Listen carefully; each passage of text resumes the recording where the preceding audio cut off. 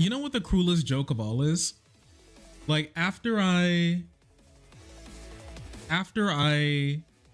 press the restart button, for a singular second, for a split second, the audio fixes itself. It only happens the second I hit the restart button too. Like when I hit the restart button, it's not like it fixes after the computer restarts. It like once I touch the restart button, it's like, oh yeah, I'm supposed to work. Oh, how ridiculous. But anyways, it looks like everything's working now. So I'll take it. I'll take it. Come hell or high cringe. It works out. That's tech for you. It really, yeah, I'm so glad I got my mobility fundamentals in Microsoft to be able to troubleshoot troubleshoot technology like this. It really means a lot.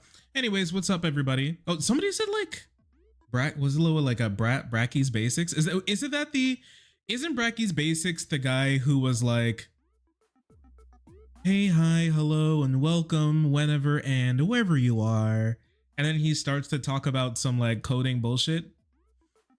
I love that guy. Back when I was younger, I used to watch that guy just for fun. I never did any coding. I was just watching. That's the good. Do you guys ever do that? You watch videos about people teaching you stuff that you don't plan to do it. You don't plan to do it, and you haven't really started doing it, but what you do know is that you want to watch videos of people doing it. It goes so hard. Yeah, I think we got that. I think we grew that from back when Bill Nye used to do those sort of like home science projects. Your ass did like 0 of them. You never did any of those home science projects ever. Did you guys ever do them? Like at home, use like the like baking soda volcano, like the water density, oil and water density cups or whatever, where they take the cups upside down with like a playing card in between, and then the water doesn't mix or anything. You know, we never did any of that. Never once, but it was fun watching someone else do it. It definitely was. Hey, hi, hello, and welcome. I'm still thinking. I'm gonna be honest with you.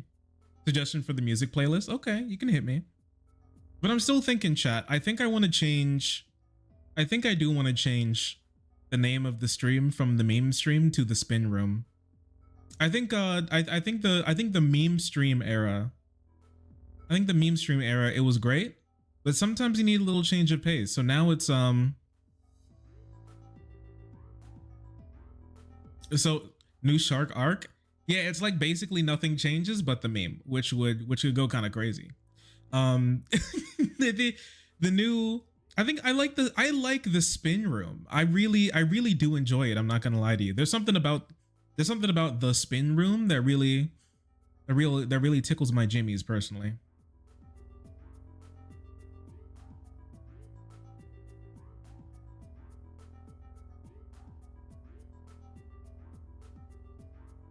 How many spins per second? That really depends on what we're doing, because it can go up to 1 billion revolutions. The whirl room. If I was gonna use the word whirl, I would just make it the whirlpool. But I feel like I feel like I'm saving that name for something else. I feel like I'm saving it for something else. Anyways, hello everyone. Hello everyone.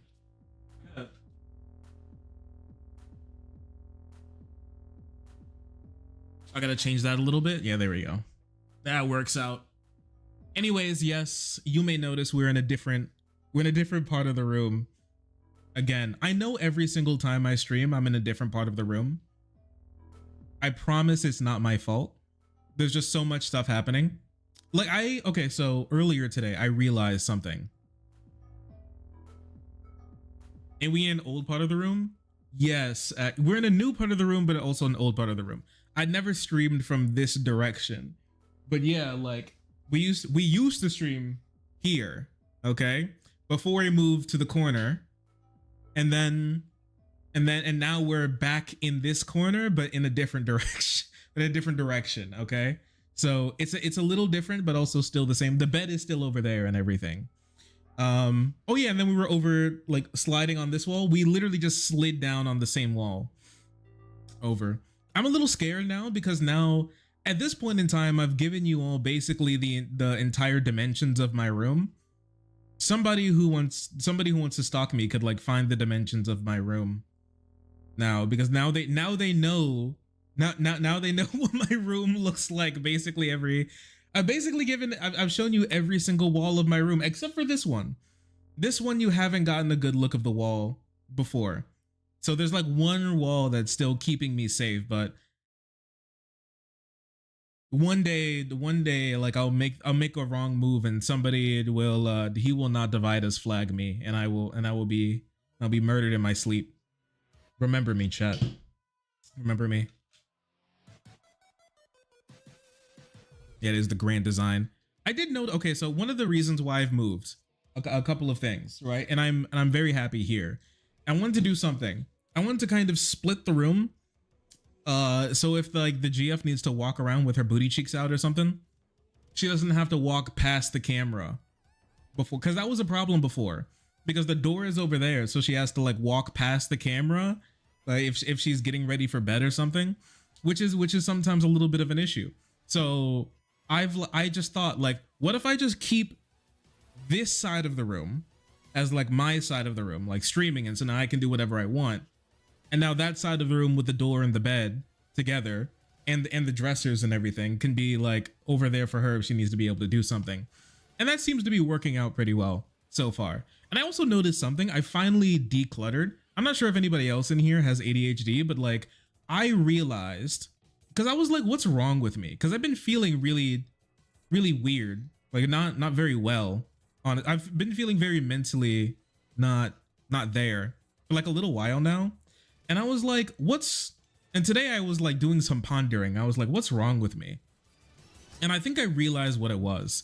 I'm not sure if I have anybody else here with like ADHD or whatever, but when your room is messy and you need to do stuff in it, or like cluttered, right? Because we didn't have trash around or anything, but it was just cluttered. It literally broke my brain. Like, I think that's what's been happening. Why I've been so off recently, if you guys have noticed, and like not streaming nearly as much. It's the clutter in my room was actually killing me. It's cluttered home, cluttered mind. Yes, 100. It was actually genuinely killing me. Like I'm not even joking. If I have anybody else here with ADHD or whatever, one word of the wise for somebody who's had to live with it for so long: clean your room. Do it. Just declutter, right? I went to Target the other day and I picked up these like little plastic containers. Oh my gosh, I just threw a bunch of stuff in there and said F it. F it, we'll just throw it in the container, dude. Oh my gosh, I instantly felt better. It was remarkable. It was like I was healed. I was given like the health potion. I looked around the room and I was like, I feel nice. It was like a weight was lifted off of my shoulder. Also, I don't want to call her out. It was the girl. I'm not sure if I have any like guys who used to be big bachelors or whatever, who's now living with a woman in their life, especially one that has products. But like the GF's products were also killing me. They were like each new bottle of product that was just strewn across the home was like kind of suffocating me a little bit. It was like death by 1,000 cosmetics. Death by 1,000 bottles, dude.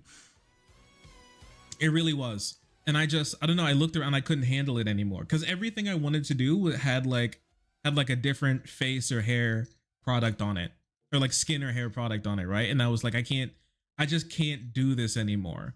I can't do this anymore.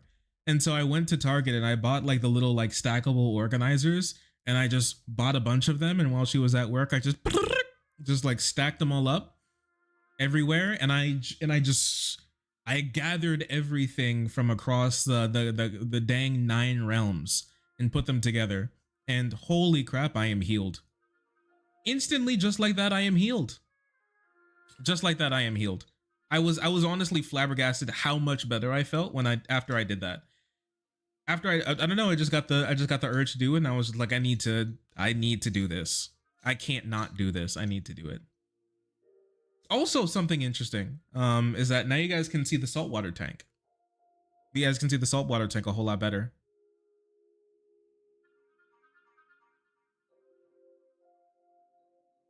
Question: am I allowed to ask what your opinion on Hasan is?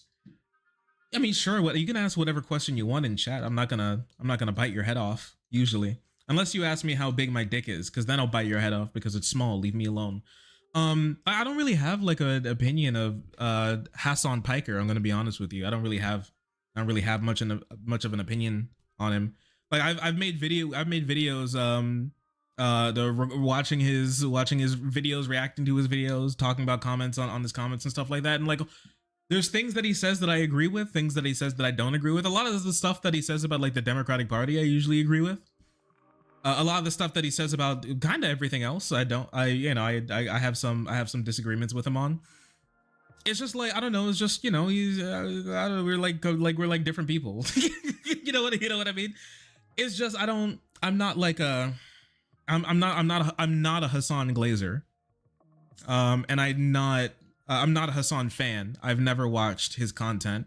I'm not a Hasan hater. I'm not like, on every single video, like, this is why Hasan should be hung. I don't make that type of content either.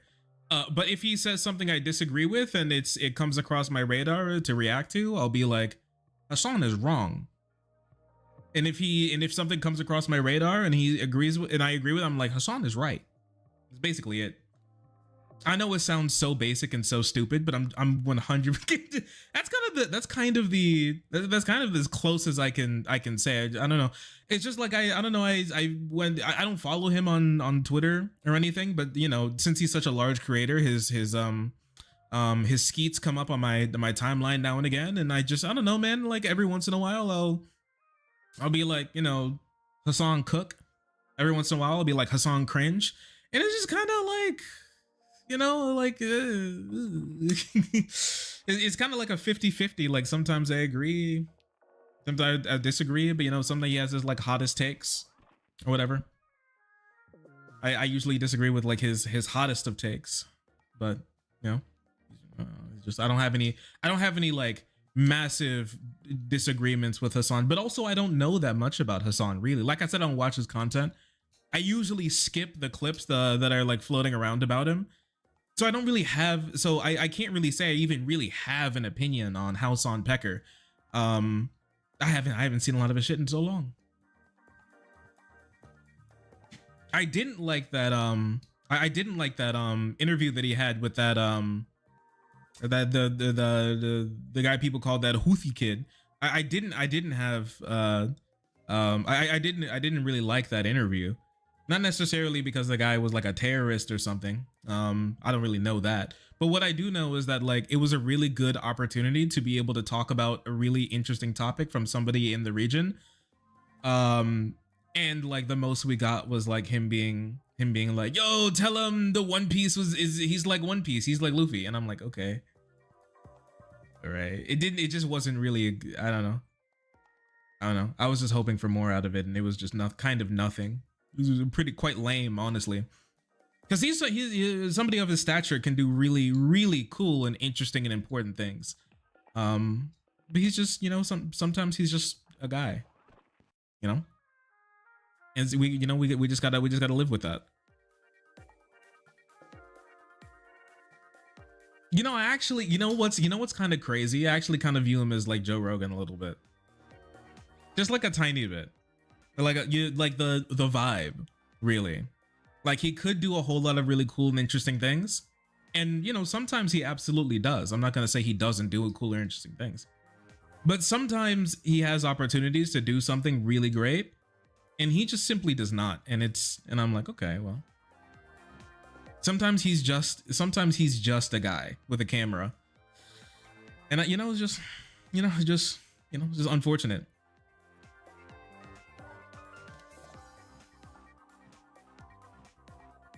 Do you think that could be used for good if he kind of channels it better? Oh yeah, 100%.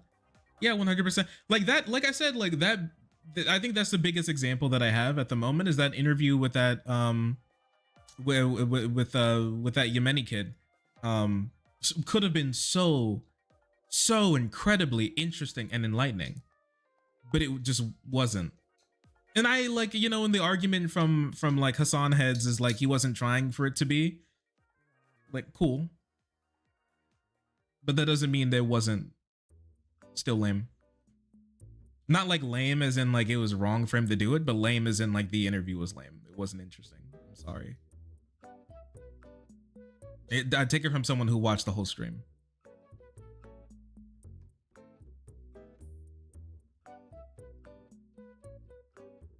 I became a Hasan Glazer, but I'm just a parasocial.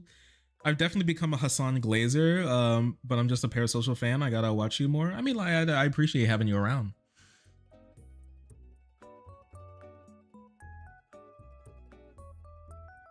Could have said how Donald Trump was arming the Saudis to wipe out Yemen. Yeah, he could have talked. He could have talked about that. He could have dived into his personal experiences with, like, you know, the Saudis and the war going on, right? Because like nobody, let's just be honest, nobody else is going to have an interesting. Nobody else is capable of really having an interesting conversation, but like that. Destiny is far too infamous to have somebody like that on his on his stream and have like a, and have like like an interesting conversation like that, right? He just, I'm not saying he's not capable of doing it. It's just like his brand is just too toxic for him to be able to, I think, really score those type of interviews. I don't know if he really even cares to do those type of interviews, really. Right? And like, and you know, same with Vosh. Vosh is Vosh is at the moment, you know, too notorious for people to feel comfortable going on his stream like that, and everybody else is too small. And so yeah, even though he's, you know, kind of, even though the House on Piker has said some pretty crazy things, he's nowhere near as toxic as Vosh or Hasan, as Vosh or Destiny's brand at the moment. And having people on like that is something that really only he can do from like a leftist point of view perspective with what he has right now. And so that's why I was just a little sad when it came to that interview and some other interviews as well, because like he is uniquely positioned to do that type of stuff. To dig into it and make it a little bit more journalistic. Nobody else can do what he does. He has something very unique that none of the rest of us have. And so when I don't see him using it to the fullest, it makes me cry a little. I shed a singular tear. I shed a singular stoic tear. But that's basically it, you know. Nothing, you know, it's not too crazy. Yo, what's good?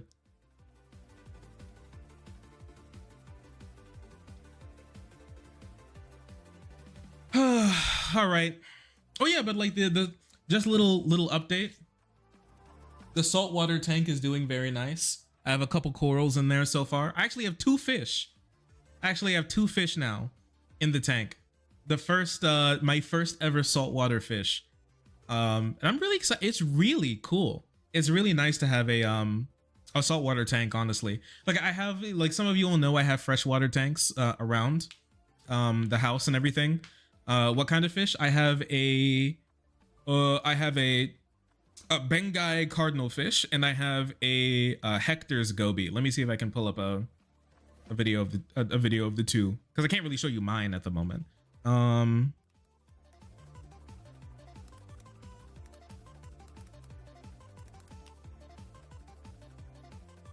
The Bengai. No, that's not. Can I get like can somebody just give me good on Twitch? Is it YouTube? Did we get taken down on YouTube or something? It still says I'm live right now. We back? Marco? We are so bad. I don't know. Maybe it was a music thing. Maybe some music got clipped. I have no clue. Who, Marco? Oh, you'll find out. Anyways, Anyways, this weird looking guy is one of the guys I put in the tank. This guy right here, the one with the wacky fins. Yeah, so this is a Bengai cardinal fish, native to the Indo-Pacific. He's a slow water moving guy. In the daytime, he kind of just hovers, doing his thing, pecking at little bugs in the tank. Basically, at night he becomes Deprowla, and he walks around and he like swims around the tank crazy style, like with like jerky motions, looking for more bugs. Yeah, he's pretty cool. He's pretty interesting. You don't see fish like him super often. And then there's a Hector's goby that I have in the tank as well. This is a fish that looks very similar to the one that I have, but it's not technically the exact same fish. This guy, he's about like 2 inches long right now, pretty small, just vibing, doing his thing. But yeah, he's a pretty cool one. Yeah, so this is the other fish that I have in the tank. So one of each of these guys right now is what I have.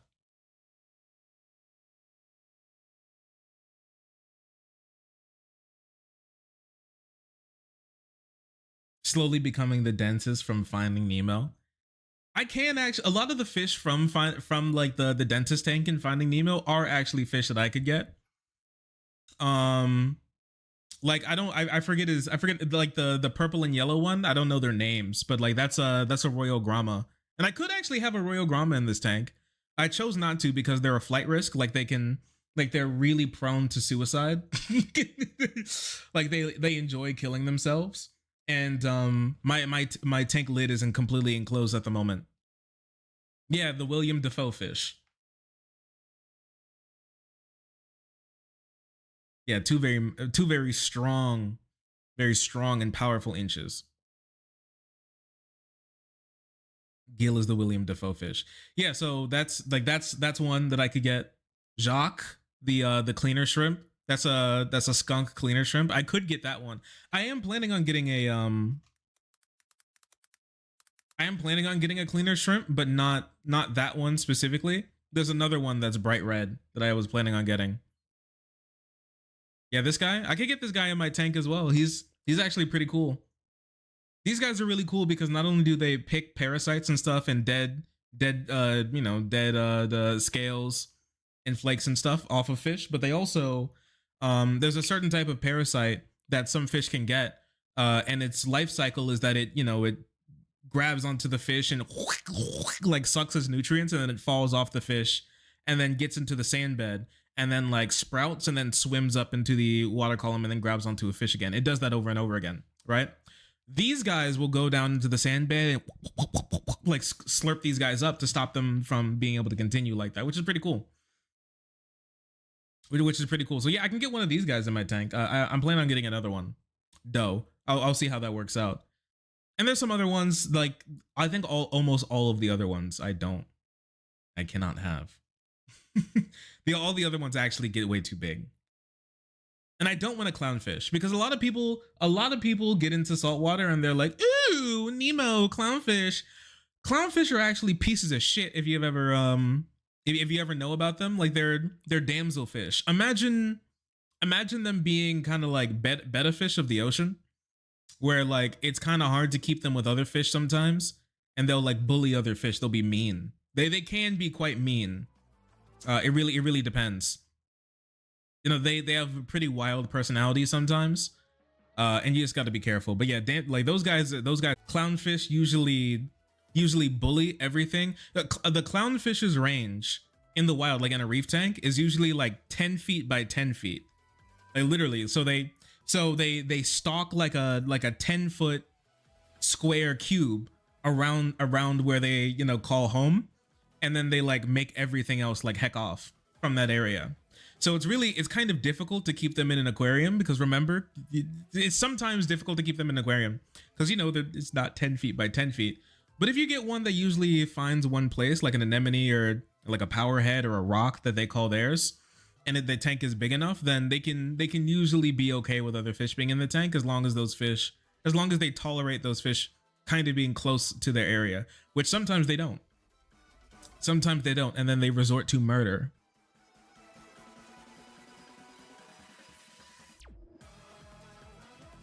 But anyways, today we want to talk about some interesting stuff.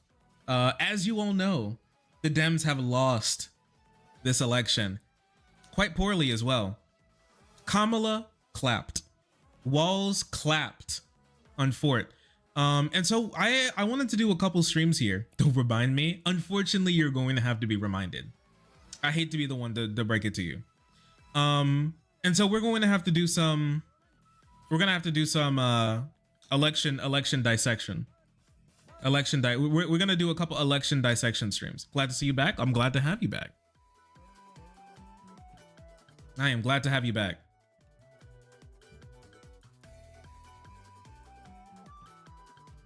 Oh damn, dude! Like they're becoming Hitlerish.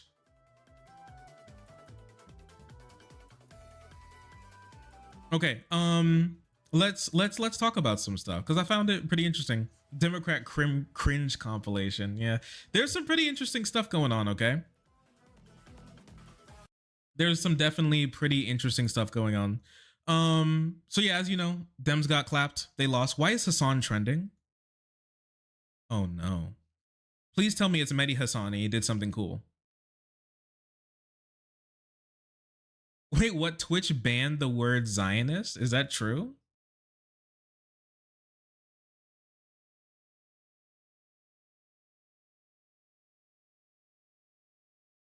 Wait, what?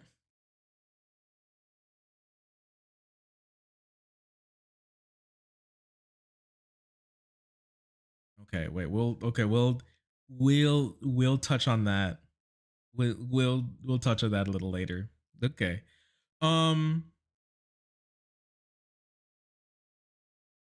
Okay. Yeah. Okay. So, anyways, yeah. So, as you know, Dems lost the election. There's been so many takes going around.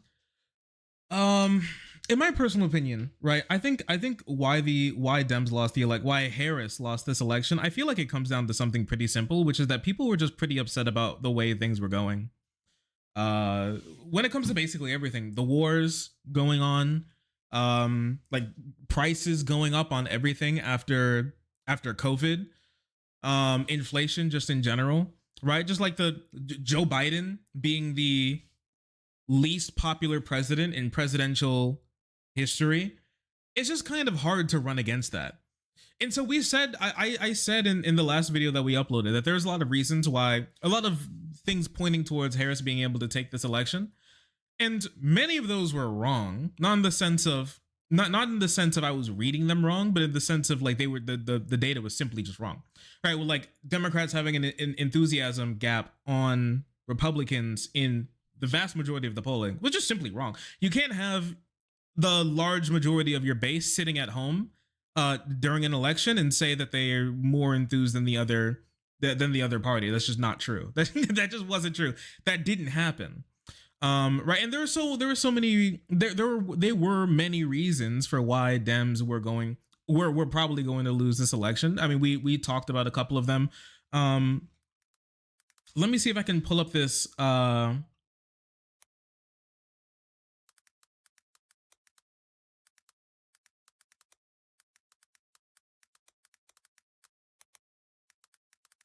Let me see if I can pull up this article from Gallup really quick. They released this in September. And this is just really hard to run against. Now, Donald Trump is Donald Trump. And the fact that this election was so close, as close as it was, and we'll talk about that a little bit, was because Donald Trump is who he is. But this environment was horrible for Democrats. I want to take a look at why it was so bad. Because it's actually really interesting. So if you take a look at this, all right, key measures of the 2024 presidential election environment, the presidential identification leaning, 48% of people identified as Republican as opposed to Democrat or Democrat leaning. And this is actually the highest it has ever been in recorded history, as far as I've known, at least as far back as Gallup has been polling. Almost never has there been a presidential election year where more people considered themselves Republicans than Democrats or Democrat leaning. But this is the first time it has ever happened, actually. Even times when the Republican has won the popular vote, this had not happened before. This had not happened before. This was actually pretty insane. A party the best suited to handle the most important issues, and Republicans were winning this by 5 percentage points as well. U.S. satisfaction was at a dismal 22%. Economic economic confidence a negative 28%. One of the lowest in modern history, actually. I'm pretty sure this is actually lower than it was during the Great Recession, or at least near that. Even though our economy is nowhere near as bad as it was during the Great Recession, now there's a lot of people who haven't recovered from the Great Recession now being hit by the inflation from COVID, but this is horrible the way people are feeling about the economy and their future. Republicans, who's going to keep America more safe and prosperous? Republicans have a 6-point lead on that. Biden's approval rating at the time was 39%, one of the lowest in actually the lowest in presidential history. The only person who was even close to him was Donald Trump, and Donald Trump was slightly higher than this because we talked about it before. Donald Trump at least has supporters. Joe Biden had people who voted for him because they didn't like Donald Trump. Donald Trump has people who genuinely like, he has gaggers, slobberers. This guy even has shooters, and sometimes those shooters even take shots at him. But like Biden had none of this. Biden had absolutely none of this. Kamala Harris at least had some. Biden had none. And we talked about it before, like back during the 2020 election cycle, we talked about it, that the only reason why people are voting for Joe Biden here is simply because they didn't want Donald Trump to be in office. And yes, that's important. And yes, that could get him a win, but we're sacrificing the future for the present. And is that worth it? And now looking at a future Donald Trump presidency, we have to ask ourselves, was it worth it? Was it really worth it? And I want to talk about this here in a bit because Democratic strategists had some very interesting words on this, but Vegcom, thank you so much. Vegcom, thank you so much for the 2-party. Hey, what's going on, bud? What's going on, buddy? What's going on? Thanks for the raid.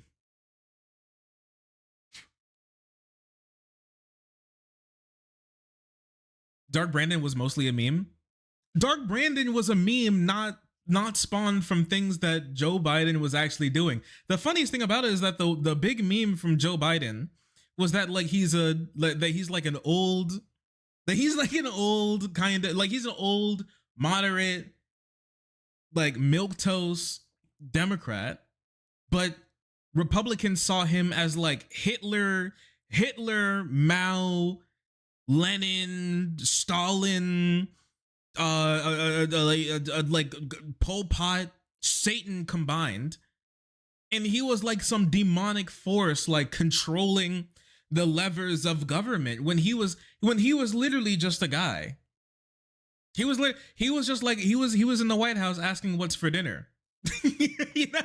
Like that was like the biggest thing that he was doing on a day-to-day basis, really. Now, yes, Biden did a whole lot of great things. At least his administration did, right? Like Lena Khan is probably one of the best examples of that. But like totally that meme was spawned from Republicans being insane about Biden, and the Biden in the Dark Brandon was the Biden in their head. The Biden in the real world is nothing like Dark Brandon.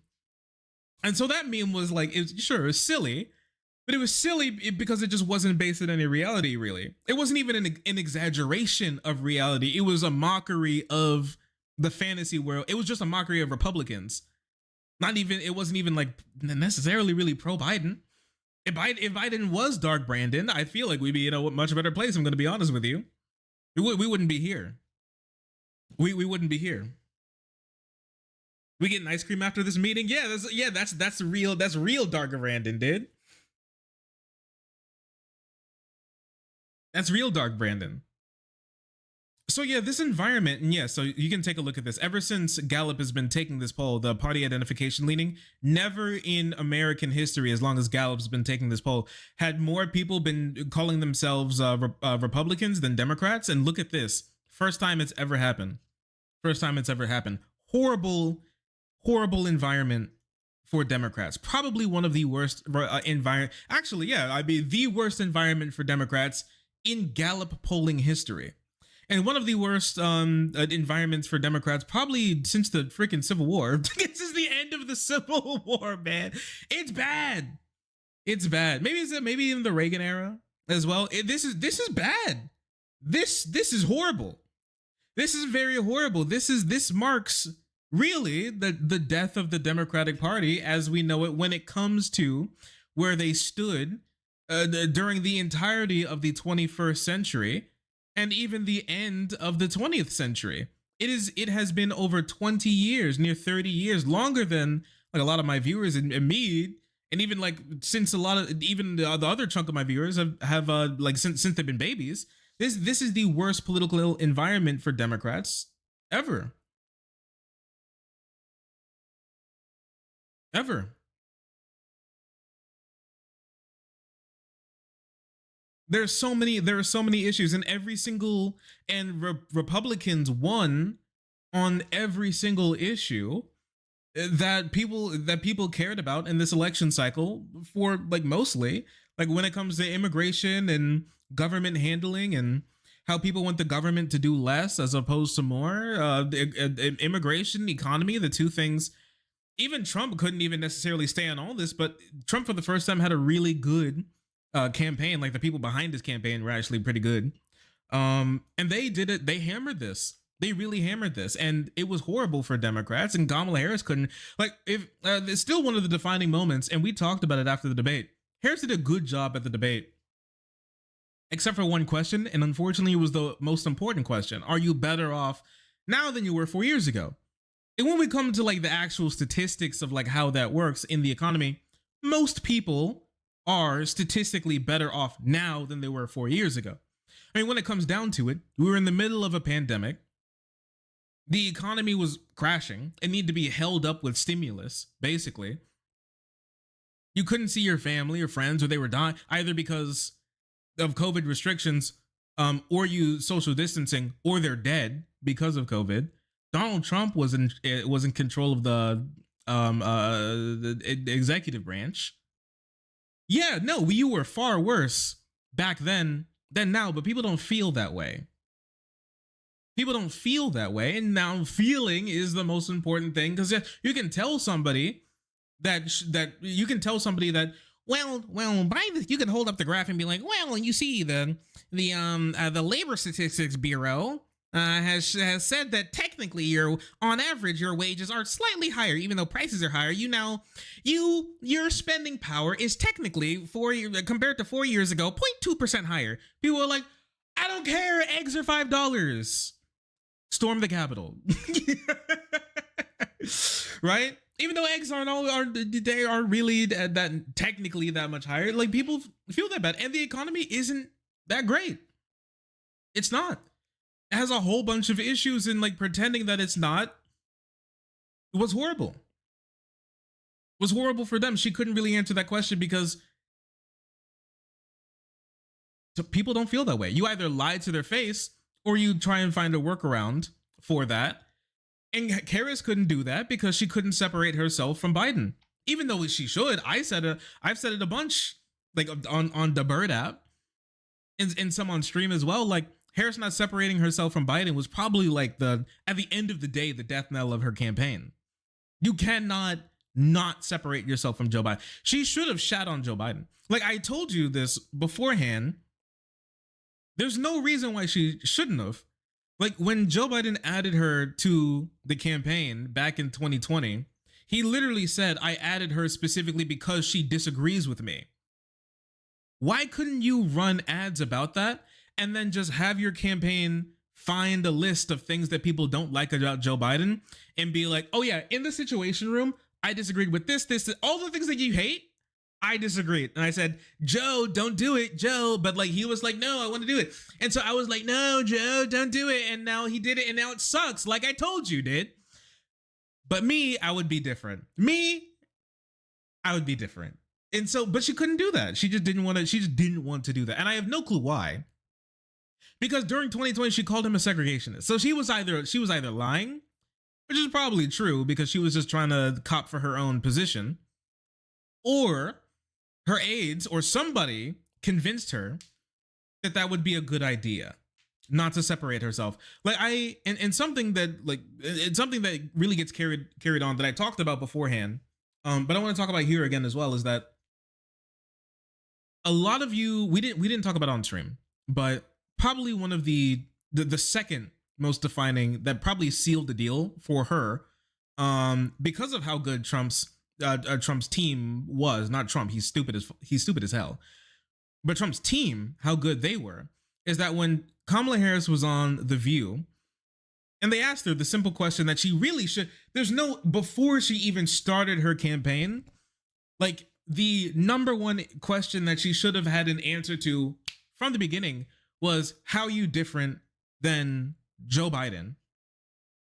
And her like sighing and being like, nothing comes to mind, dead, killed, just like that. Just like that. That was the end of her campaign. And the reason for why it was is because some studies were done after the election, and Donald Trump's team were watching Harris constantly. They're watching her like a hawk. You know how in the debate she was like, watch a Donald Trump campaign? They were watching Kamala Harris campaigns. Every single thing that she did, they were watching, and they're waiting for those types of moments. And they actually grabbed that very moment. And before she even got back onto Air Force 2, they were playing that in an ad across the Rust Belt. It was that quick. They actually cooked her that quick. His team is good. His team is good. Like we can't cope about the election and say that everything about it was bad when the team won, right? In 2016, they kind of squeaked by. In 2024, they actually did a pretty good job. And I want to show you this because this was actually pretty hilarious. Because there was like some background about how his team was actually working. He actually had a team of people surrounding him constantly, and he would just yap. He would just say random shit, and they would just like truth and tweet it out and do all that type of stuff. They would do all of it just like that. Here, let me see if I can. It's actually pretty funny. Let me see if I can pull up a clip for you. Because they released some of the background footage of like how we beat Kamala Harris.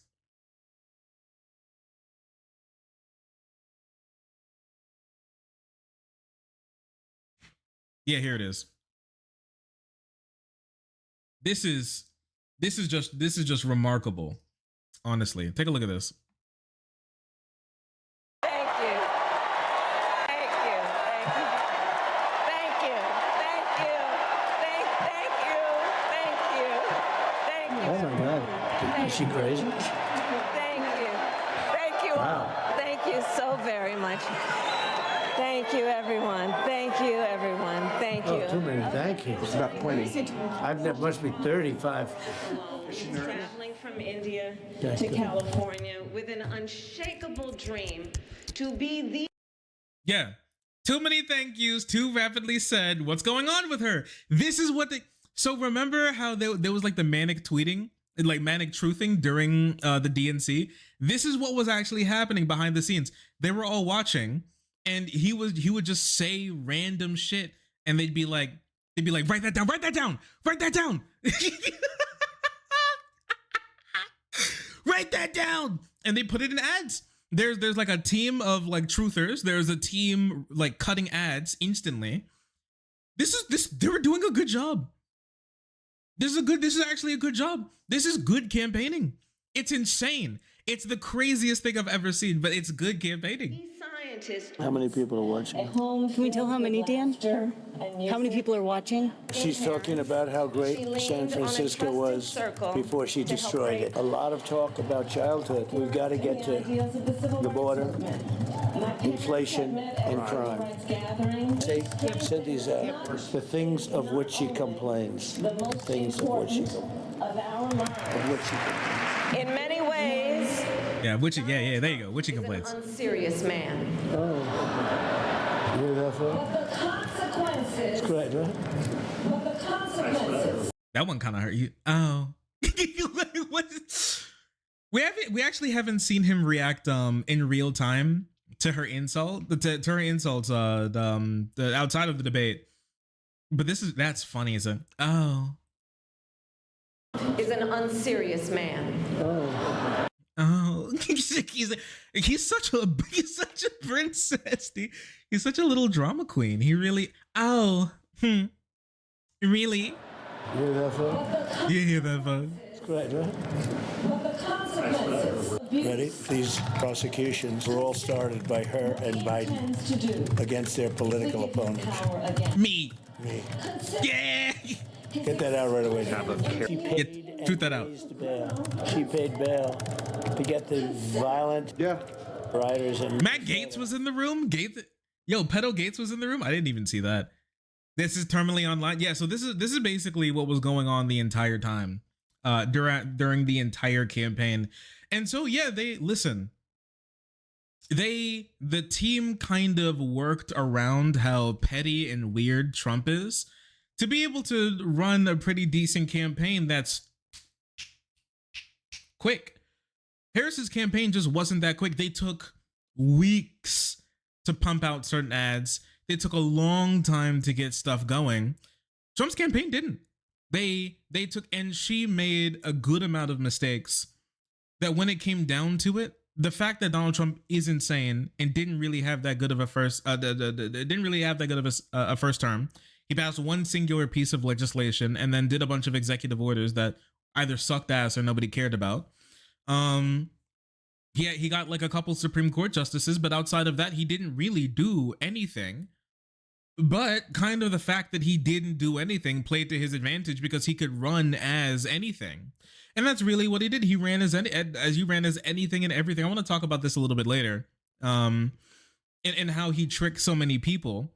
And the fact that he's still conning people to this very day is a little surprising to me, but there's some reasons for why that's the case. We'll talk about it.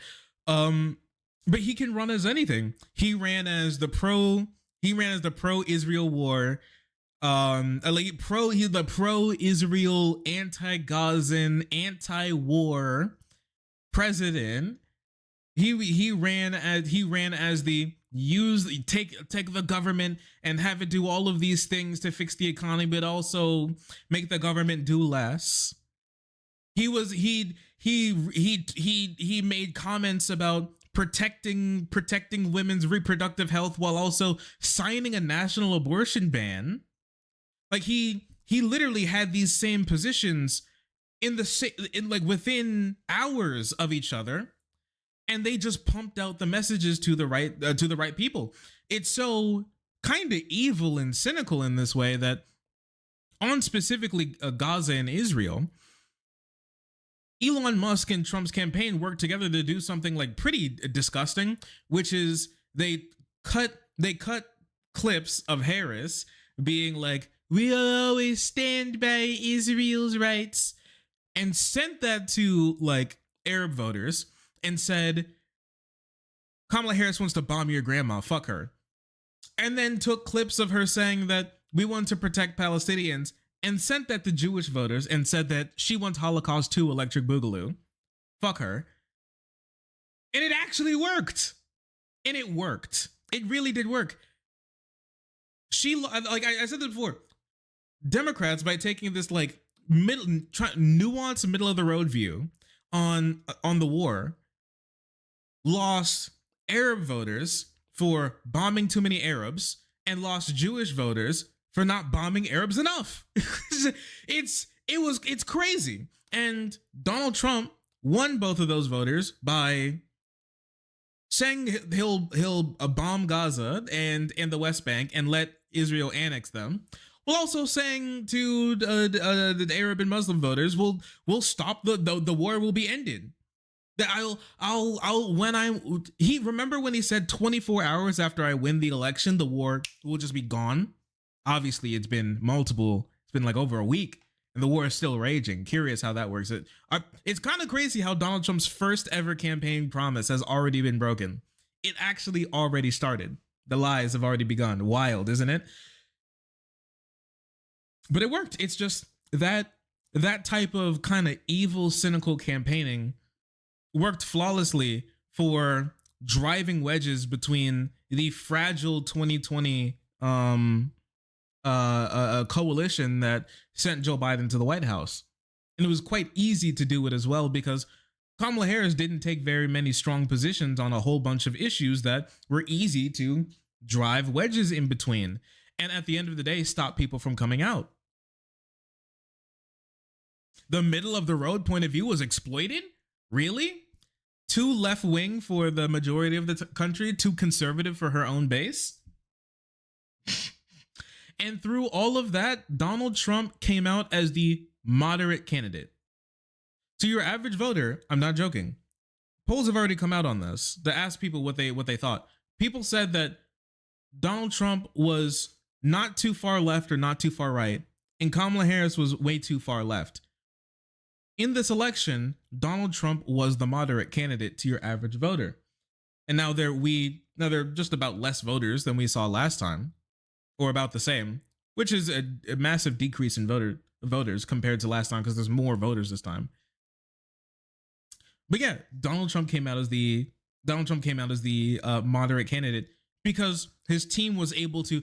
They took his massive lying and like yapping and dug out bits and pieces to be able to send off to the right voter demographics to make them believe anything. Donald Trump is the pro-immigration, anti-immigrant, pro-women's reproductive rights, anti-abortion, pro-Israel, nuking Iran, anti-war, pro-government the funding for poor communities, government slasher candidate. He is Schrodinger's candidate. You really are. Anything you want in like we've known this for a while, but his campaign was able to do something quite maniacal, which is just harness the bullshit and they've been able to do near the impossible. They polished a turd. They did it. They actually perfected polishing a turd, and the American people ate it up. They gobbled it down. And I want to see something. I want to show you something that's super interesting. It's this postmortem polling by Blueprint finds that the top reasons for not choosing Harris in swing states was her more focus on cultural issues like transgenders rather than helping the middle class. I'm going to pick this up really quick, right? So this is really interesting. And so basically what they did is they took the demographics and they did like a relative score on what people believed, what made them more or less likely to vote for Kamala Harris. And this is what they found out, right? And this is actually pretty crazy and interesting at the same time, right? So all voters, reasons not to choose Kamala Harris. The number one, which we all know, was inflation under the Biden administration. All of this is plus 24 of people saying F you to Harris, right? Among all voters, is this one ranked near the very top. Too many immigrants coming into the country, them dang immigrants, even high with Latino voters. Harris focused more on cultural issues like transgender issues rather than helping the middle class. Ranked number 3 of the top 3 big reasons for why not to vote for Harris. But when it came to Latino voters, that one was the lowest. And when it came to black swing voters who chose Trump, this one was actually the highest. This, and I know some people were like dooming about this, but I really think this question is really begging. You're begging the question with this by adding like transgendered issues into it. A lot of people could just read this simply like you're wrapping up not focusing on the economy, focusing too much on cultural issues, and focusing on trans people like all together in like one chunk, when these are actually 3 different questions. and having everybody just say that. Basically, all you can take from this is just people believe that she was more for like abortion and rights than abortion and human rights than she was for, you know, making Snickers 50 cents cheaper. and that's basically what this means, right? I'll wait until we get dedicated questions about trans people and other in this type of stuff before I take more about this, because like lumping this into economy, middle class, cultural issues, and specifically trans issues, which are also cultural issues, it just doesn't really make much sense to me. But I will say that one of the Trump's campaign's biggest things was saying that Kamala Harris cares too much about human rights and cares too little about making things cheaper and the economy. And that was big on people because people were like, yeah, we can either take less human rights or we don't care about human rights, right? Or human rights just don't matter in this election. Because remember, Donald Trump was was seen as the more moderate candidate, and they cared more about like the economy. And there are a lot of things that just didn't take off. The Harris's campaign was just like defanged in many different ways. Like really hammering and slamming on Donald Trump when it comes to him blowing up the deficit just kind of disappeared, right? That was just completely gone. His the tariffs thing was really hard for people to really wrap their mind around and explain. The Trump campaign did great propaganda when it came onto that, and I want to talk about some of that soon, right? Because that's actually a really interesting thing. But that was another big thing that people were that people really had, you know, problems with. It just everything just kind of wrapped in onto itself when it came to how people were feeling about the economy specifically. Cultural issues were a much bigger issue back in 2020. They were much bigger because, like, you know, the BLM protests and everything, all of that stuff going on. That was just something that we cared about. Not this time. Snickers Funko Pops cost too much money, and that's like a huge issue for a lot of people, and it was a serious issue. And I know I'm making a little light of it, but in all seriousness, they're really big issues. You have a lot of neo-libs and big normie Dems saying things like this, keep posting these types of graphs, wreckage of 50 years of neoliberalism, and they're like, real median personal income in the United States, and they're like, wow, look at how much money your average person actually has. They're just like losers and dumbasses, right? But I mean, this is kind of missing the point when you kind of break it down a bit and we take a look at more graphs. The 0.01% makes a large majority of those gains. Remember, during 2020, it was the most profitable time for millionaires and billionaires since like the laissez-faire era, right before the Great Depression. Right, it was incredible for them. Businesses boomed, exploded. Remember, this is the time where people like Warren Buffett, Elon Musk, put on the majority of their weight when it comes to their coffers. Elon Musk became the world's richest man during the COVID pandemic. He was making boku bucks off of this. As the world was suffering, the rich got richer, far richer. And the difference between how rich people were, how rich the richest were, and how poor the poorest were, has expanded. This is the largest wealth disparity in all of human history. This is larger than it was during the French Revolution. This is larger than it was during the feudal. This is almost as large as it was during the feudal era. Maybe in some cases, depending on the time frame, even larger than it was during the feudal era, where you were cutting down grain for me lord and giving him all of your rice, even though winter is coming and your family may starve. Please, me lord, my son, he is sick. We are in worse times comparatively than that. Yeah, literally, we are in the basically the pharaohs are back. And no better way to explain this is that Elon Musk literally bought the election. Elon Musk purchased his way into the executive branch of the United States of America. He spent hundreds of millions of dollars of oppo against the Democrats while saying that the Democrats were the ones who were using billionaire funds to be able to harm America or whatever, when that's absolutely not the case, where way more billionaires support millionaires and billionaires, or rich people support Republicans than Democrats. But just take a look at this graph. Look at this. Something that I want to show you that's just mind-boggling here. If we take a look at the time during the Great Recession, this little hump here, right? If you go forward when it comes to the middle 40 and the bottom 50%, when it comes to real income growth for your average American, bottom 50 and middle 40, the vast majority of human beings in this country, 90% of human beings in this country, they are still barely recovered from the Great Recession.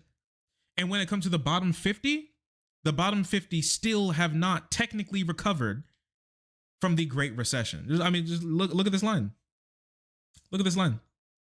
When it comes to the wealth that your average person at the bottom 50 had before the Great Recession, they still have not recovered. Your average person still hasn't recovered from the Great Recession. And there's some places in this country that have still barely recovered from the Great Depression, now hit with a recession, now hit with COVID. Back to back slaughtering, with Democrats backing off of a lot of their most popular and important social programs and policies that can really change around people's life. The child tax credit really went away. Not fighting as hard for a lot of these social issues has led Democrats to an area where people have just given up.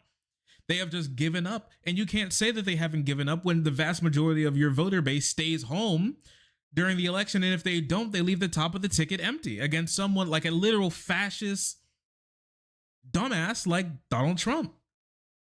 That's insane. That's crazy. There's a problem. There's something wrong.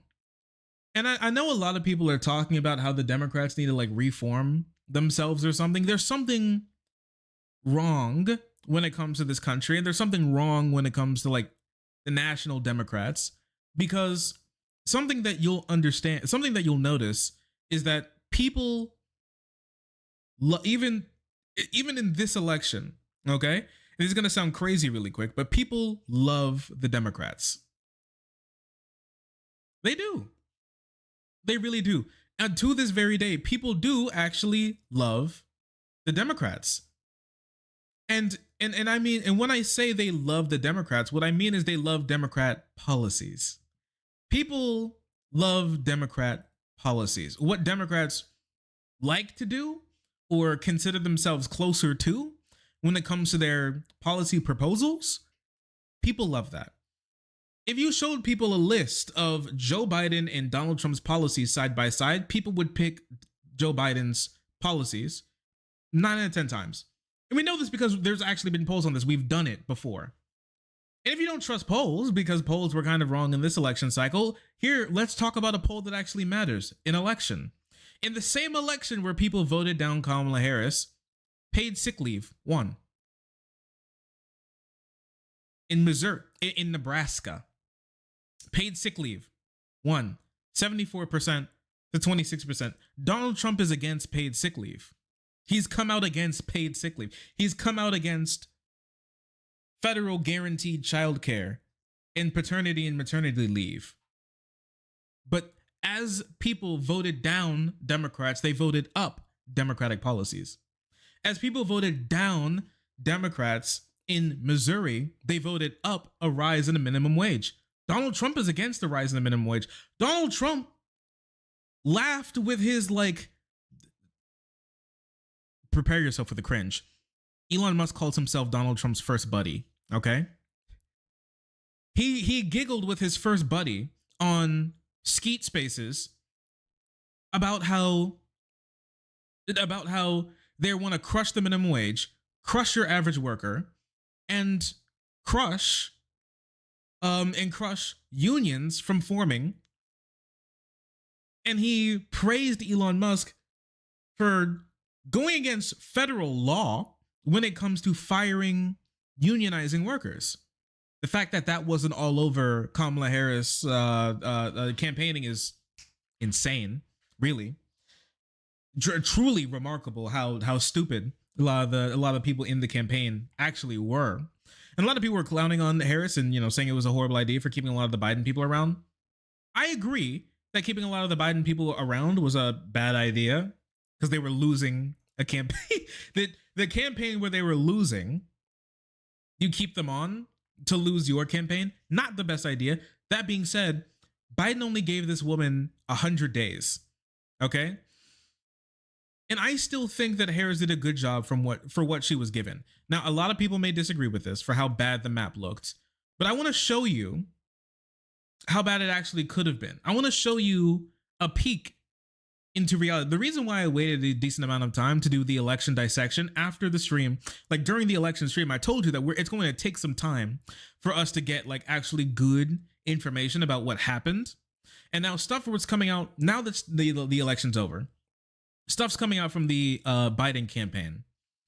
If you think that the 2024 election for Democrats was bad, let me take you into a peek of the world of the Biden dead enders. Because now that the election is over, people like Fetterman came out with stroke level hot takes of Donald Trump totally would have lost against Joe Biden, and that somebody more unlikable than Kamala Harris, somebody who actually had a positive approval rating for at least some point in time, had the second highest approval rating of anybody in the race, behind her running mate, Tim Walz. That was the guy. The least popular president in presidential polling history. The least popular president in presidential history. The least popular president, somebody less popular than Donald Trump. Somebody less popular than one of the worst presidents we have ever had. That guy would have done so much better in their mind. Now, let me tell you. Remember how back in July, after the fallout of the Biden debate, the first Biden-Trump debate, how the Biden administration, how the Biden campaign was like, he can stay in, we have a path to victory, we can win this, don't count out Joe. Joe can pull this out, we can do this, everybody's just bedwetters. They were lying to us. We know that they were lying to us, but I want to show you how bad they were lying to us, because they were lying to us and themselves. Yes, we've had polling come out from the internal. We have internal polling coming out from the Biden administration that happened a while ago, before he actually dropped out. But I want to show you how bad the cope was and how bad the lying was from inside of the Biden administration and the Biden campaign, because it was horrible. When I tell you that Kamala Harris did an amazing job with with how much tearing into her campaign that we are going to be doing in the next couple of days and for a while, she did an amazing job for what she was given. 100 days with being tied to the worst perceived president in American history when it comes to polling, not being completely obliterated, and the Democrats literally being Thanos snap, disappeared from the entire the political landscape. Insane. She saved the Democratic Party. I'm not even joking. The fact that the Democratic Party is now on life support and not in a coffin completely, right? And we're probably not going to experience a 30-year Republican rule of the three branches, just the Supreme Court, unfortunately. Unless is remarkable with how bad this election was. And let me prove it let me stop yapping and let me prove it to you, okay? After they were lying to us in public about Biden's chances of winning the election, in private they were running polling. In private, their internal polling showed something entirely different from what they were telling us in public. In private, they had Donald Trump winning the election a little over 100 days out from November 5th by 400 electoral votes. By 400. Mind you, Donald Trump won with just over 300. Let me show you what that map would look like. Let me show you what that map would look like if that actually happened, okay? What over 400 electoral votes looks like, and this is the Biden internal polling, okay? And the same polling that Kamala Harris was running, the same polling that Kamala Harris was running, that Joe Biden was running, had her in the ballpark of winning and losing most of the swing states, which is what happened. So even their polling was slightly off and benefited the Democrats by a little too much. Let me show you what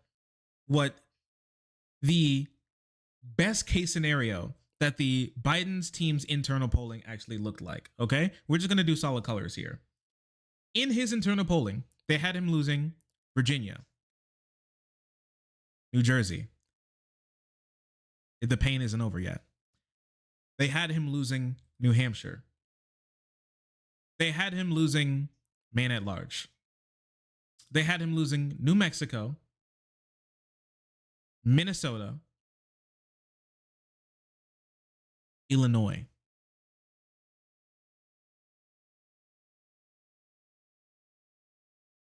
They had him losing the state of New York.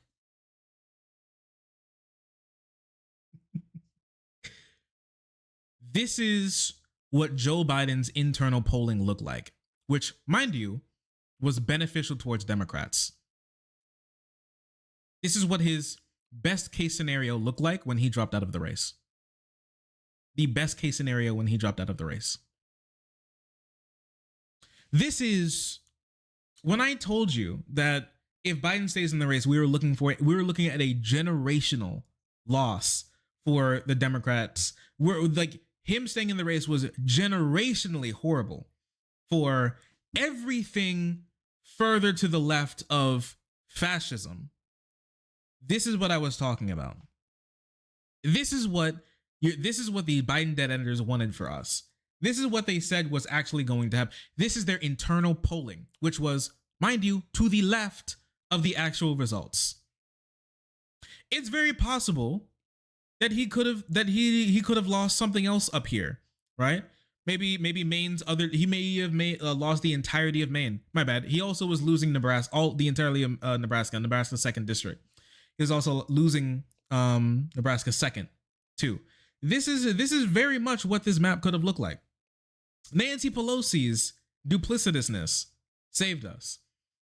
It really did. This is a real map, and if you look at if you're like, oh, that's kind of crazy, okay? If you think that's crazy, let me remind you, like Florida and Texas voted to further right than New Jersey did to the left.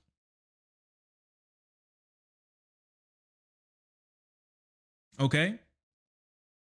This is a the entire country shifted to the right dramatically with a markedly better candidate than Joe Biden. And this is, and that's what happened. I'm telling you that we were looking at something horrible. Kamala Harris did a good job for 100 days. I think it was in the cards, okay, for her to win, but a very low percentage chance to win, given everything that we know now. It's not impossible, mind you. She was only a couple 100,000 votes away from actually winning. As bad as the election was, she came within 200,000 votes of actually winning. She really did. She really actually did. It was in the cards for her to win. But as this is happening, no. With Joe Biden, if Joe Biden was actually as unpopular as Trump was during 2020, Harris would have won. But Joe Biden was far worse to your average voter than Trump was in his election. And we usually like poo-poo on Democratic strategists, and usually they deserve it. But this time they actually did a pretty decent job. Harris was just kind of stupid. Unfortunately, Dem insiders begged Harris to not do a bunch of stupid stuff like campaigning with Liz Cheney. Now, me personally, when I saw the Liz Cheney card, I was like, yeah, all right. Like, I can see it. Like doing maybe an ad, maybe like one sort of like stop with her or something. I could see it. Like putting her as like the look, Republicans are leaving Trump. Okay. Like one thing, sure.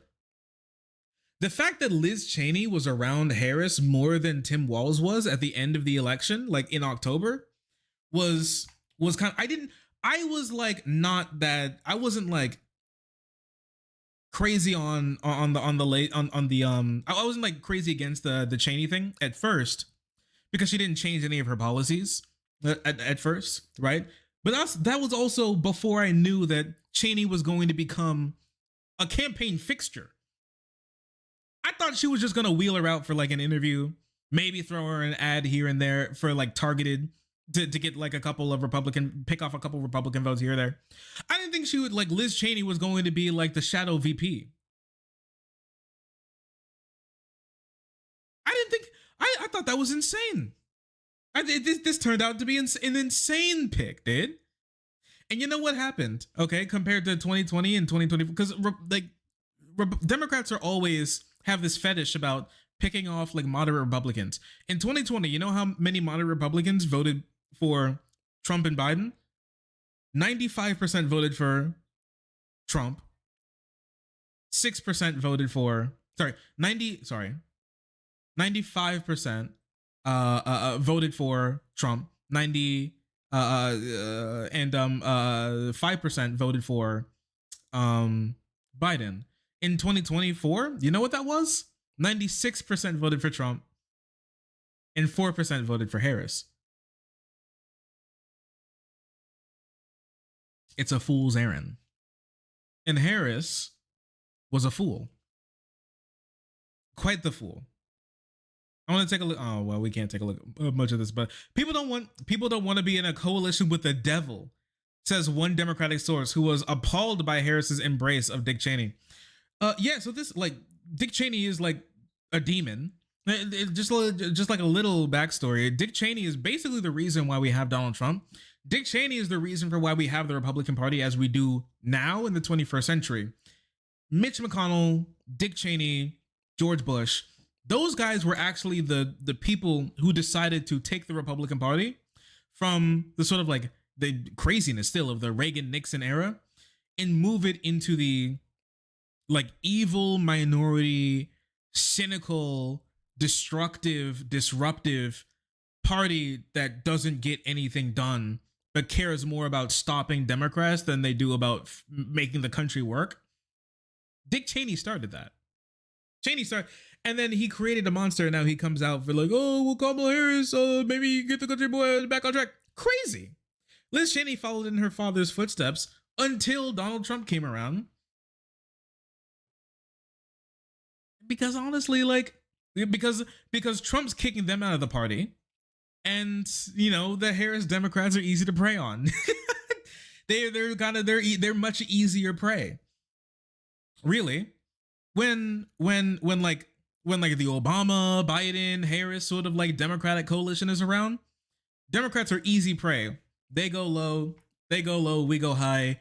Easy to just cut them off at the shins. Trump kicks them out of the party, so they can't even do any preying. They become the prey. The predator becomes the prey, and so now they're trying to get their prey back. They're trying to get their normal hunting grounds back by trying to support people like Harris and Biden to hopefully like kick Trump and Trumpism out of the party to get them back into the position of being demons.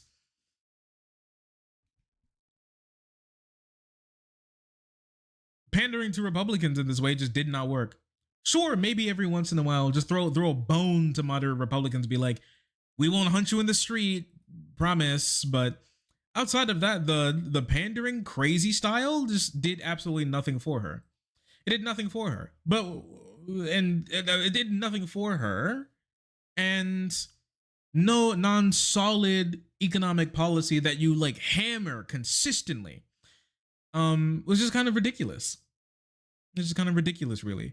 Yes, she had some decent economic policy, yes, but not hammering on it the same way that that she could have is just it was that was the end of the campaign. The fact that the Trump tax cut, no, sorry, Trump tax hike, right? The Trump tax that was a good, the Trump tax that was a good sort of refrain. It should have been in every single speech at the beginning, the centerpiece of everything that happened. That Trump is going to increase, that Trump is going to raise your taxes, raise the price of everything, splitting from Joe Biden, just accepting some brain dead policy. She kind of did when it came to the national price gouging ban. That was pretty cool. That kind of dropped off the map. That didn't play as hard hitting as it really should have. Trump's gonna raise all the prices of everything with like tariffs and whatnot. That should have stuck more. It didn't. It did it. And so now we're left with this, right? A like broken Democratic Party in ruins. That I personally think is good prey. I personally think for progressives is fantastic prey.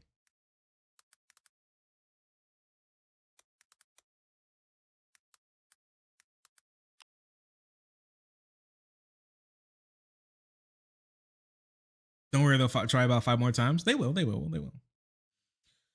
Of course.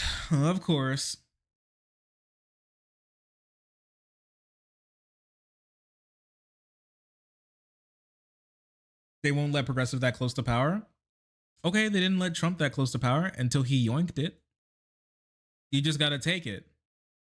You simply just have, that's what it's about. It's just about taking it. You can't just be like, oh, well, they're not going to let us. Okay, well, take it. Heck 'em.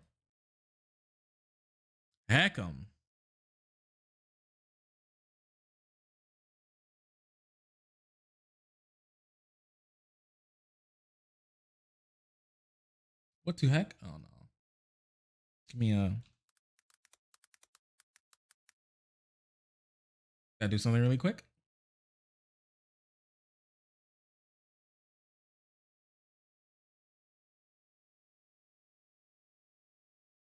I'm gonna call this one the attack.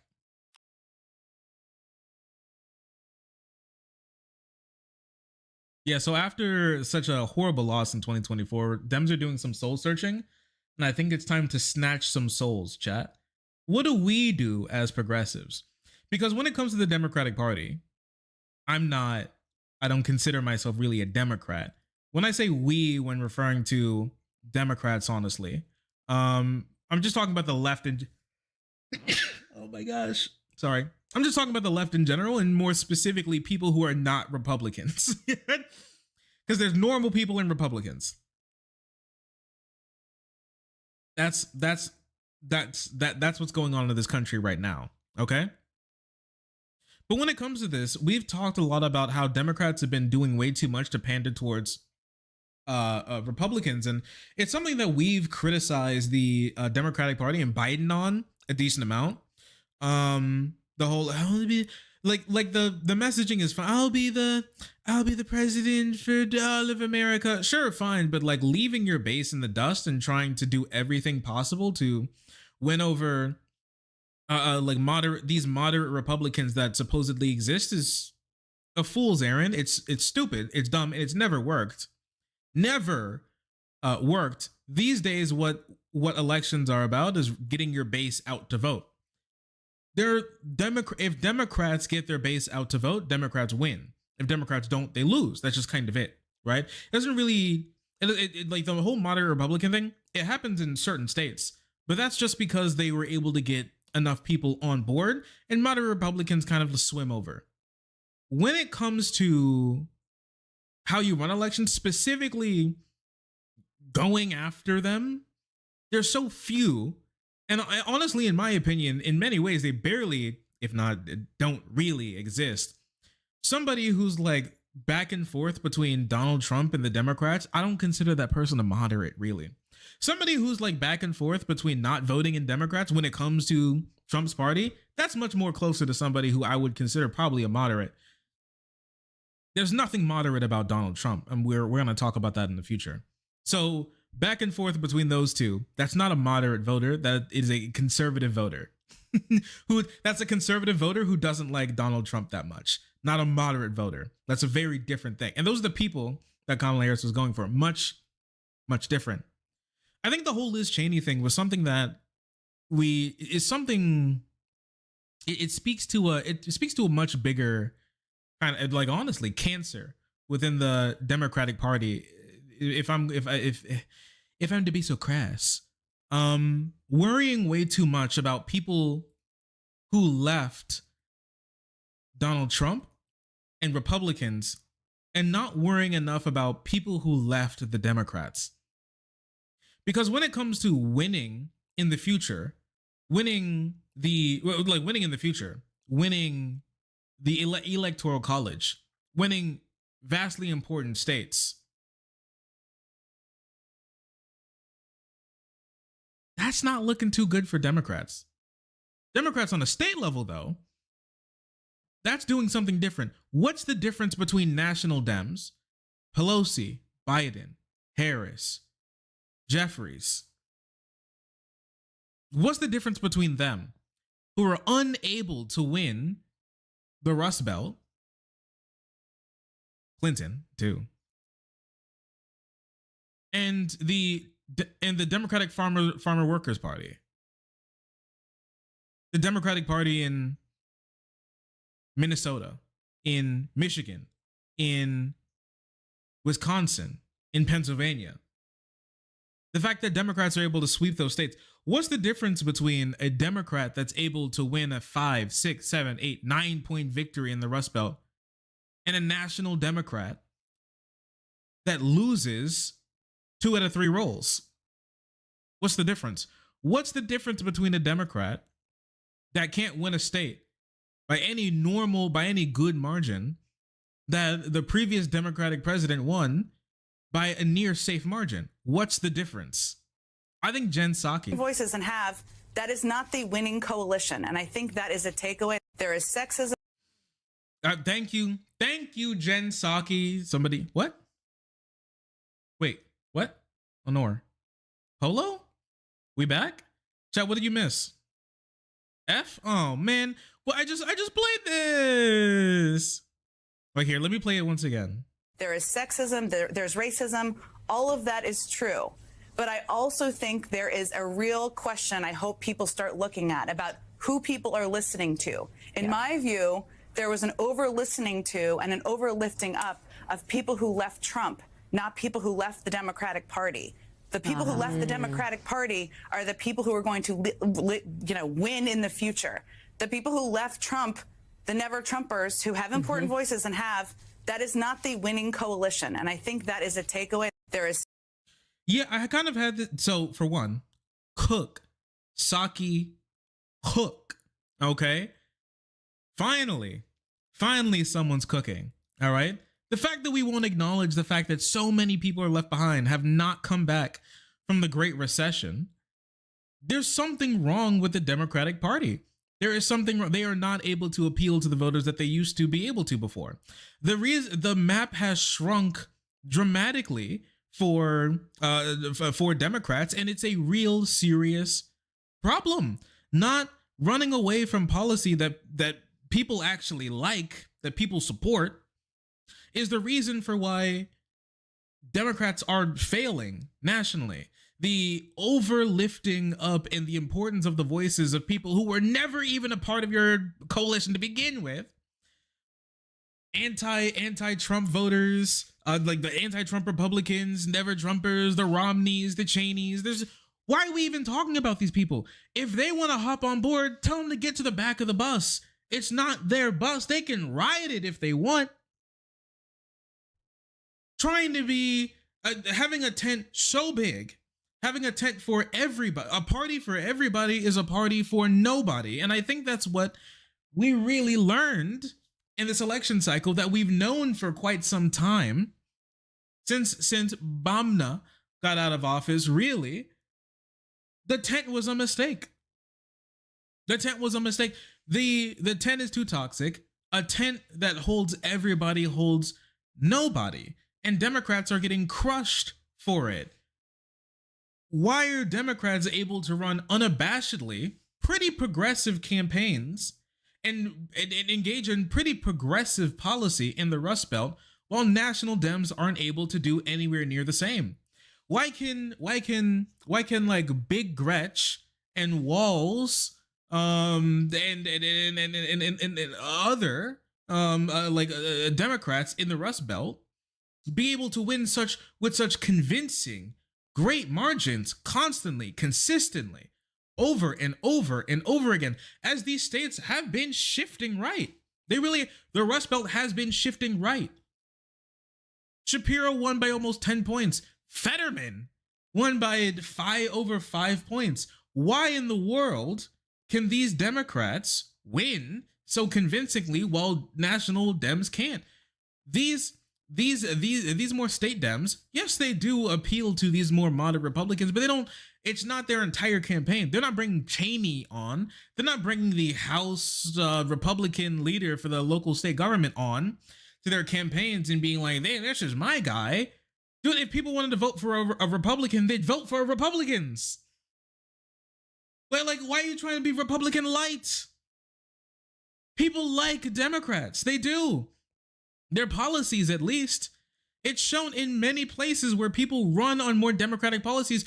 Donald Trump won by appealing to people who like democratic policies. Like, people are talking about, oh, like the left needs a more left-wing ecosystem. We need a left-wing Joe Rogan. I think somebody said it really well. The problem with thinking about having a left-wing Joe Rogan is that there is no right-wing Joe Rogan. Joe Rogan likes people like Bernie Sanders. Joe Rogan would vote for somebody like Bernie over Trump. He said it himself before. He likes that. He likes what people like that are selling. Now, no, you don't have to be completely Sanderite pilled. But there's something to local Democrats being able to do something, and national Democrats not. And there is a shift. There is a divide between how people think of local and national Dems. There's a really big shift. We're going to talk about this just like a little later when we look at something that AOC put up. But people view national Democrats as something that's just fundamentally different than local Dems.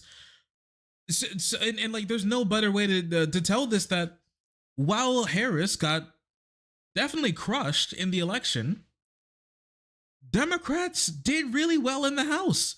Democrats didn't win the House, but the fact that the Democrats are still more likely than not going to be within 5 points of winning within 5 seats of the House, and not like a generational crushing like in 2010 and 2012, with a Republican winning the national popular vote, is remarkable, isn't it? Now, it says something about the sweet revenge of counter gerrymandering that I want to talk about here in a bit. But there is a difference. There is a real difference. Remember when I talked about, anybody watch that last video that we put up? The Copa video about why Kamala Harris could possibly win the election, and in most of the swing states. Mike Rock, thank you so much for the $5 gifted. I really appreciate you. Hey Shark, you should talk about the One Piece is real good news in recent weeks. The Onion Infowar buyout. We will today or the next stream. But don't worry, we will Pookie. We will Pookie, no problem.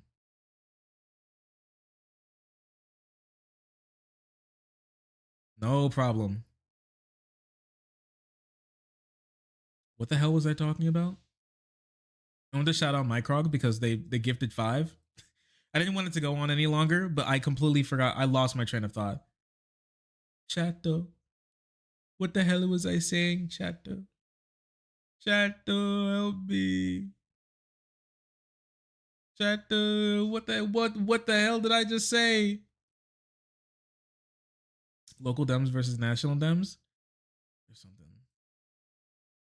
Counter gerrymandering? heck?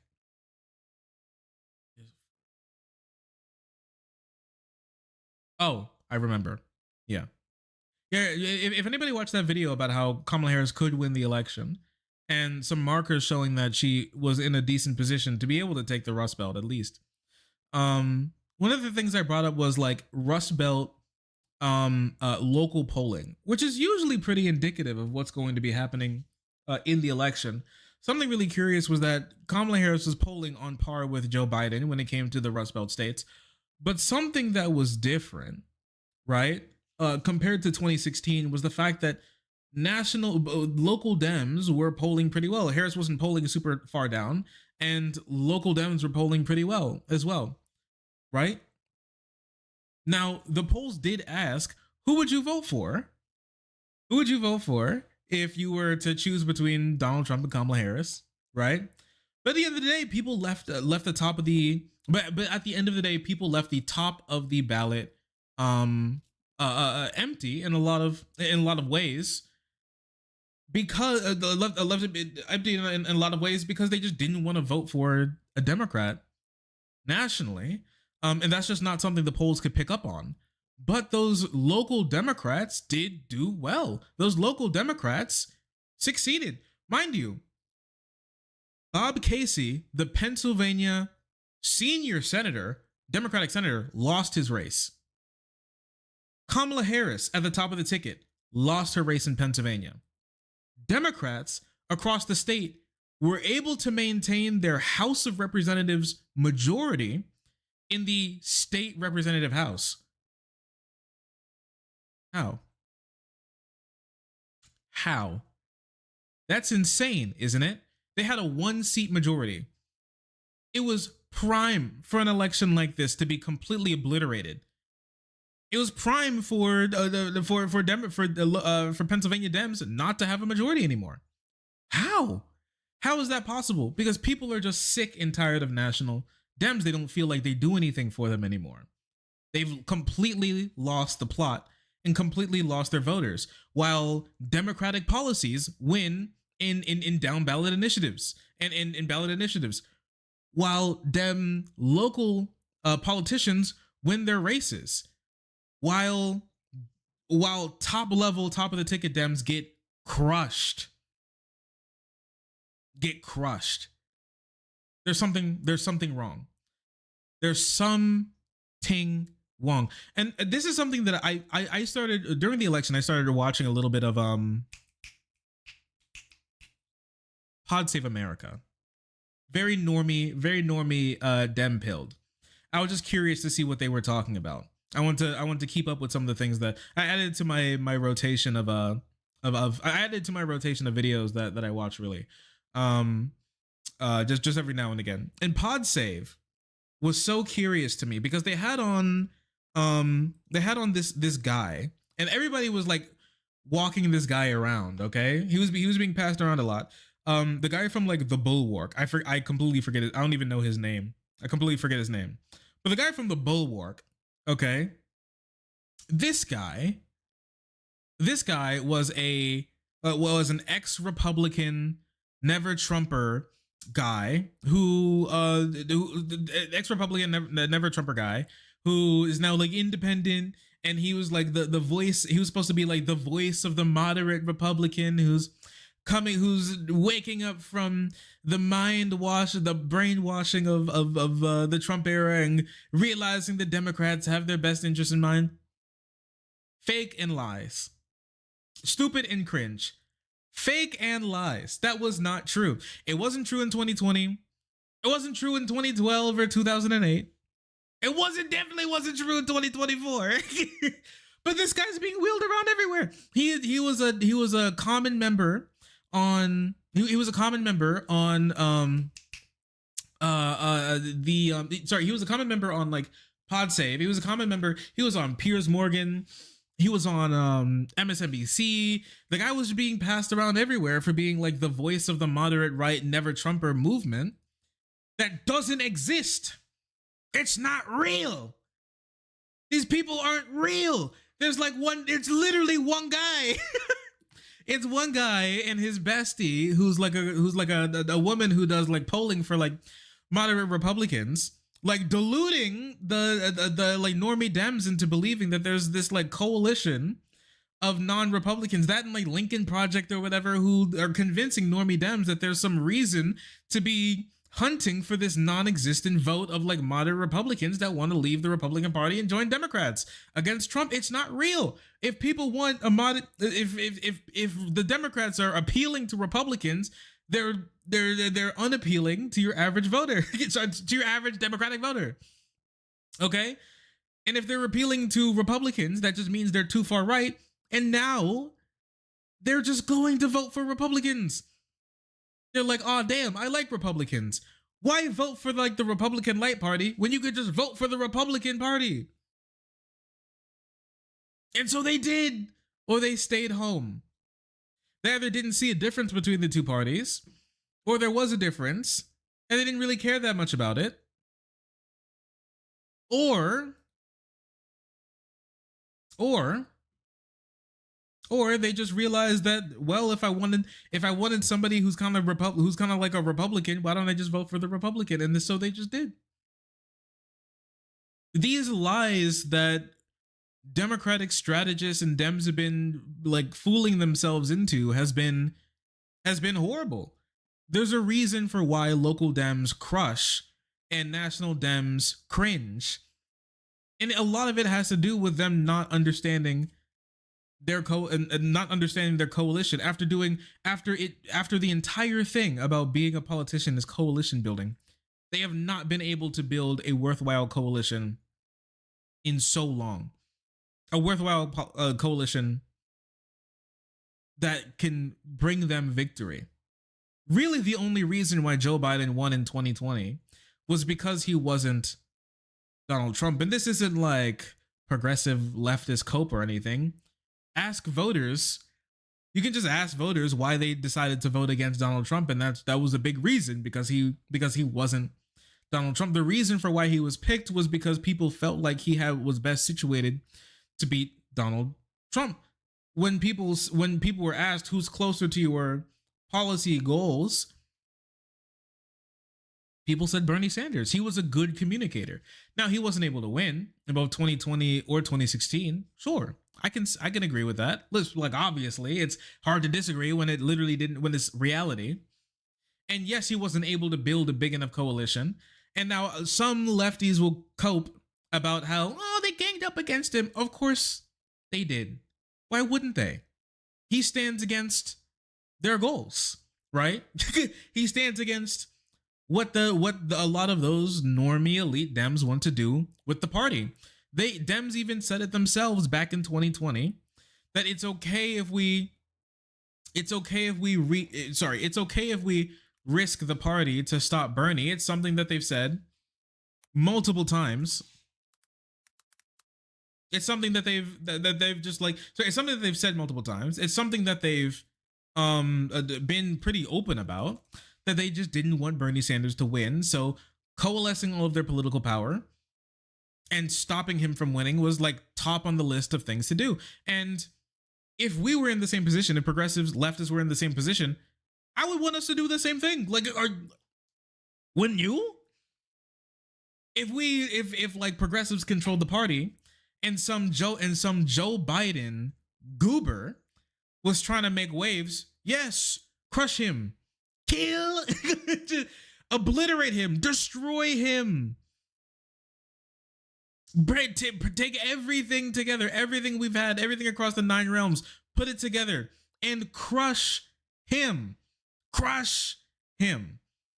If we were in the same position, you would want them to do the same. This is just normal politics, okay? So I can't be mad that it happened. I don't like that it happened. Obviously, I wanted Democrats to win. Obviously I wanted Democrats to win, and obviously I wanted Sanders to win, but sacrificing the future for the present was something that we made a collective decision as a country a long while ago, back in 2020. And so this was the result of that. This was the result of that. We've decided that if that were to happen, that would be okay. And I don't think that was a good decision. I really don't think that was a good decision, because now here the future cometh and it hurts. It do be hurting. I don't like it. It sucks. It sucks a whole lot. But this is the decision that we made, because we were locked in once Joe Biden became the nominee and then became the president and then decided not to step down when it came to running for a second term. We made that decision, and now we reap the suffering that comes from that.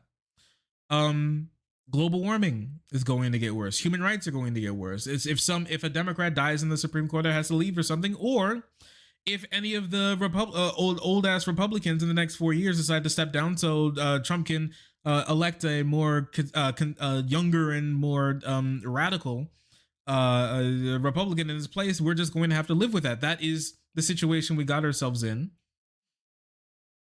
2020, and that's the situation that Biden put us in when he decided to run for re-election, when we all knew that that wasn't going to work. We all knew that it wasn't going to work, and we knew for a long time.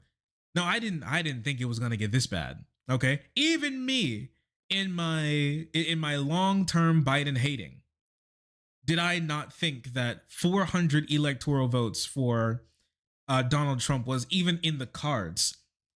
Yet we would have top decked it if he would have remained the nominee. Remarkable stuff.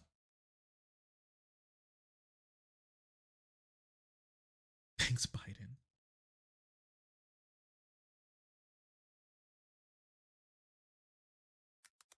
I want to pull something up.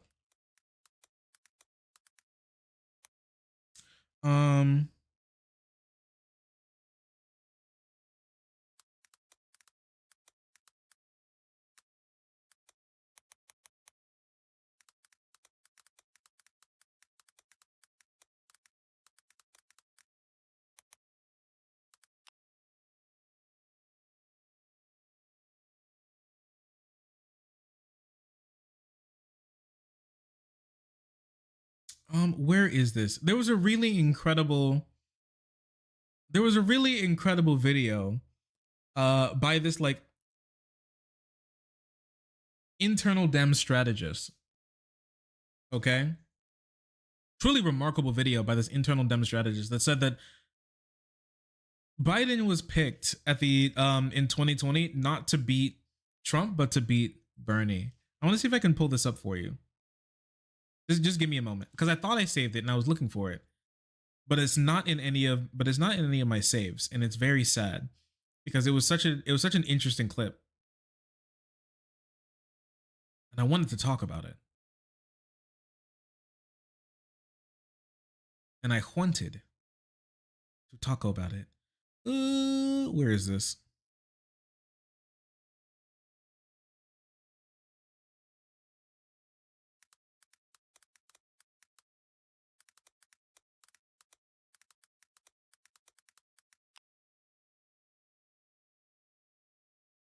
Does anybody know the clip I'm talking about? I think, unfortunately, I might have to pull it up. I didn't want to have to do this, but I'm quite sure that the hail covered it. But breaking points, nor.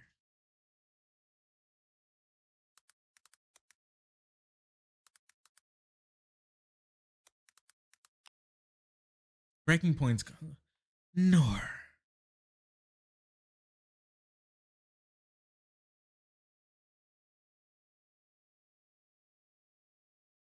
What the hell is this? I'm so sad. I was really hoping that we were gonna have this clip. Man.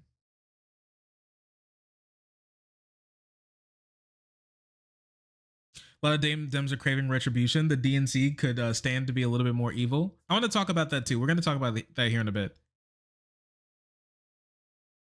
Oh man, I can't find it. If I can find it later, then is this it? I'll play it for you, but Oh wow. Well, wow. This is it. Wow. Thank you. OMG. I appreciate you. And I've said this over and over again. Joe Biden was not picked in 2020 because he was the only person who could beat Trump. He was picked because he was the only person that could beat Bernie Sanders, rightly or wrongly. And by the way, for the Sanders fans out there, I'm not judging. But Why are we effing?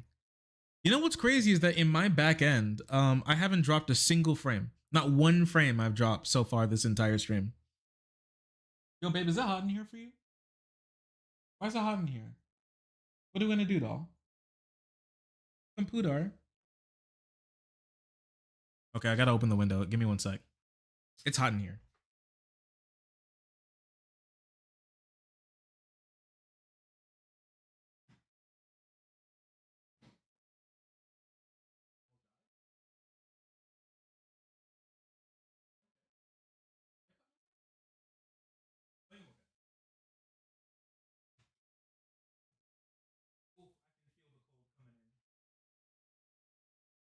Oh, I feel it coming.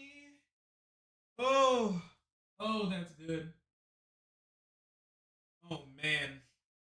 Oh, it feels so good. Oh, it's like 80 degrees in here right now. It feels so much better. Anyways, back to this clip. And I've said this over and over again. Joe Biden was not picked in 2020 because he was the only person who could beat Trump. He was picked because he was the only person that could beat Bernie Sanders, rightly or wrongly. And by the way, for the Sanders fans out there, I'm not judging. But that conclusion was made, okay? Oh my gosh, coming out of Nevada, Bernie Sanders is going to be the nominee. And people, just like they are now, back then said, yeah, I don't think that's going to work. So they were looking for an alternative. And tip of the hat to Joe Biden, he had the record. 8 great years as vice president. Right. 8 years as vice president. He did have the record. I mean, he had the record of being the guy who people thought was he checked all the normal boxes. He checked all the normal boxes. You know what? One thing that's really incredible. He had a record, all right. I mean, like, you know, some segregationists might also have might talk about that a bit. But yeah, he had a record. Sure, he's one of the guys with a record. I will say that part is true. But okay, but listen. Yeah, records were had. But listen. Okay, listen.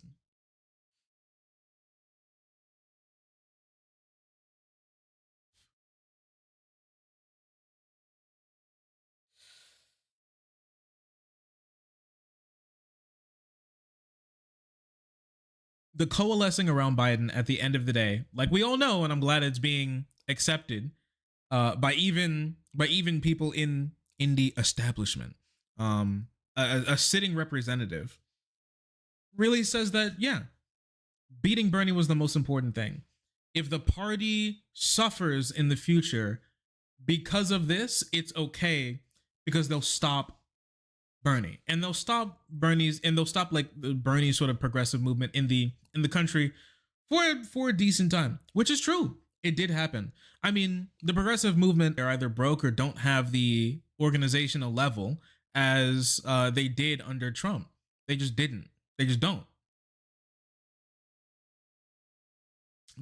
And so even though they got what they want, oh, now we're here today, dealing with Donald Trump's pedo administration, and the consequences therein. But this is a decision that they made a while ago to push Bernie over Trump, and push Biden over Bernie at the end of the day. And I'm not saying that like it was the elites that chose him. At the end of the day, the voters chose him. I think the Democratic Party as a organization worked together to help make that happen. But he was able to win. The Republican Party did the same thing with Donald Trump, but they weren't able to overcome it. There was just a breaking point when it came to the Republican Party. When it came to the Republican Party and the strength of the far right Tea Party in the Republican Party for a long time under Obama really swelled into the Trump movement and the Trump era that we live in today. The Democrats just haven't really had that. There was no real progressive movement in the Democratic Party since like FDR. It has been normie.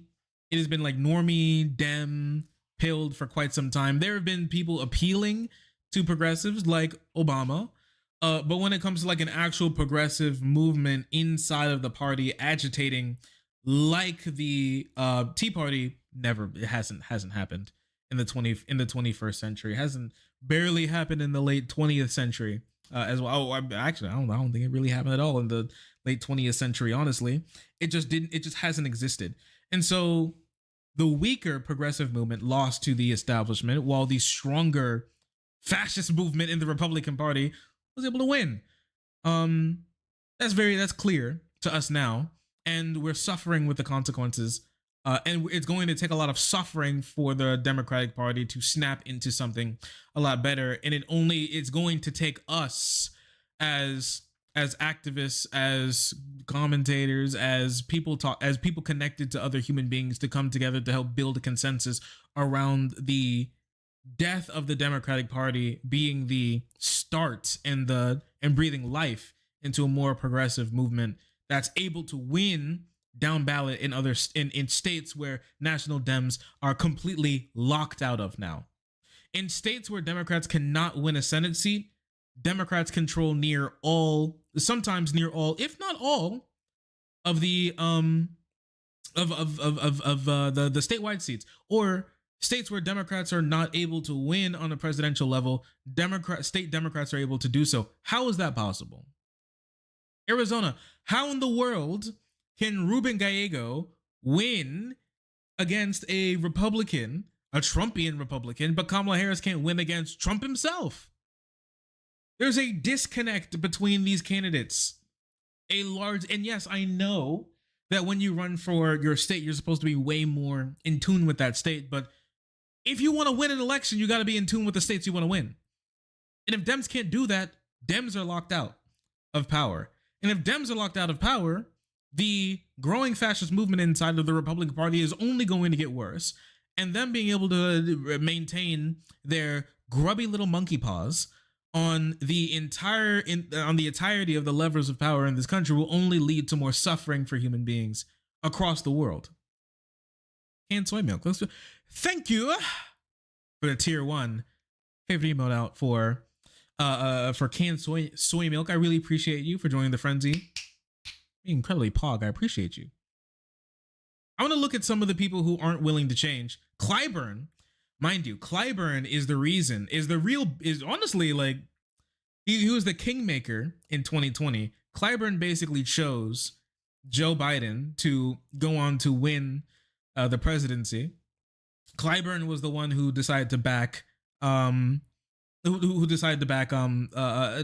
the end of the day to push him into the lead and solidify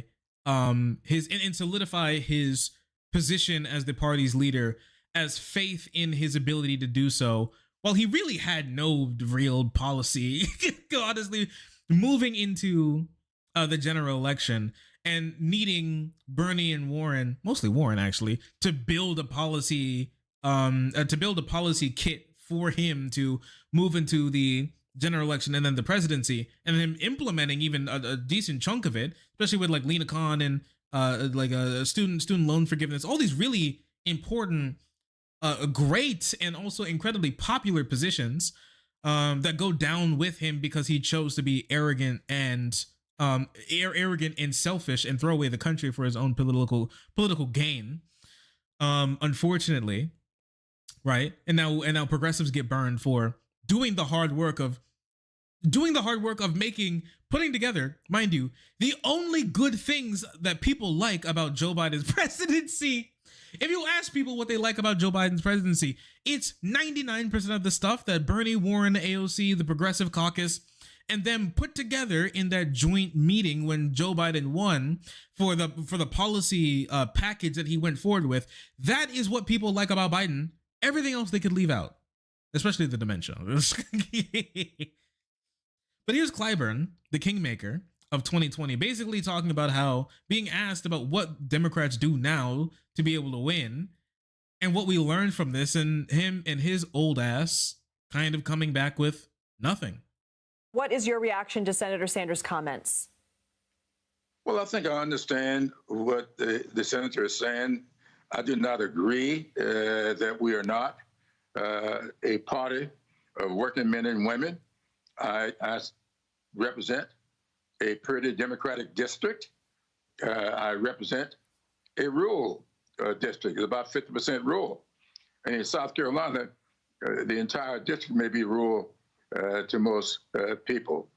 But I do believe we have some problems in rural communities that we are not communicating with, in that their emotions run a little different than emotions in urban areas. And therefore, we have had some problems. And I think it shows up, not just in the South, but in the Midwest as well. And even some of those rural areas in the Northeast, we've been having some problems connected. So I just think that as we take an assessment of all of this, we ought to just chill out for a while, get in touch with each other. Don't worry about blaming anybody. You know what they say, success has 1,000 parents. Failure is an orphan. And so when you're really successful, everybody claims credit. When you come up short, everybody seems to scatter and assign blame. I think that all of us will be taking stock of exactly where we are as a party, what happened in this election, and then go from there. I don't want this election to define how we go about treating candidates of color or candidates who may be women. I think we all just take stock of who and what we are and not get caught up in pointing fingers and. Okay, cringe. Stupid and cringe. Old man. Geezer. He's geezering up. It's very sad. Listen, it's time to assign blame. It's time for some heads to roll. It's time for punishment to be doled out. And it's time for suffering to be levied. Okay? Somebody's got to suffer for this, okay? People's got to lose their job. People have to suffer for this. People need to be silenced, okay? These are things that need to happen. You know, I hate Donald Trump. But you know what? One thing that actually stuck with me that was really, that I was like, you know what? he kind of got him. I hate to say it, but like he kind of got him. When Kamala Harris during the debate where she was like, oh, all of these people he's had to fire and all these people in his administration come out and hate him, which is true, and all the horrible things. And the fact that nobody likes him and nobody sane who's ever worked with him has ever come out to have a good thing to say about him, and all the people who are crazy dick gobbling sycophants are all either sitting in jail, were in jail, or about to go to jail. Are all the ones that are still sticking around. His retort off the top of his head, or maybe it was practice, I'm not sure, but it was a good one, where he said, well, they don't fire anybody. If you suck at your job, if you're a bum, if you're garbage, if you're hurting people, if you're a loser, if you have no clue what you're doing, they don't fire you. Yeah, baby! That's what I've been waiting for. That's what it's all about. Hello, Raiders. Hey, Dylan Raiders. Hope you all are doing well. Hope Dylan treated you well tonight. We're talking about we're doing some election dissection right now, where we're getting in there. Surgeon Shark is here, and he's gonna take care of you. Okay. Hope you all are doing well. What you all talk about today?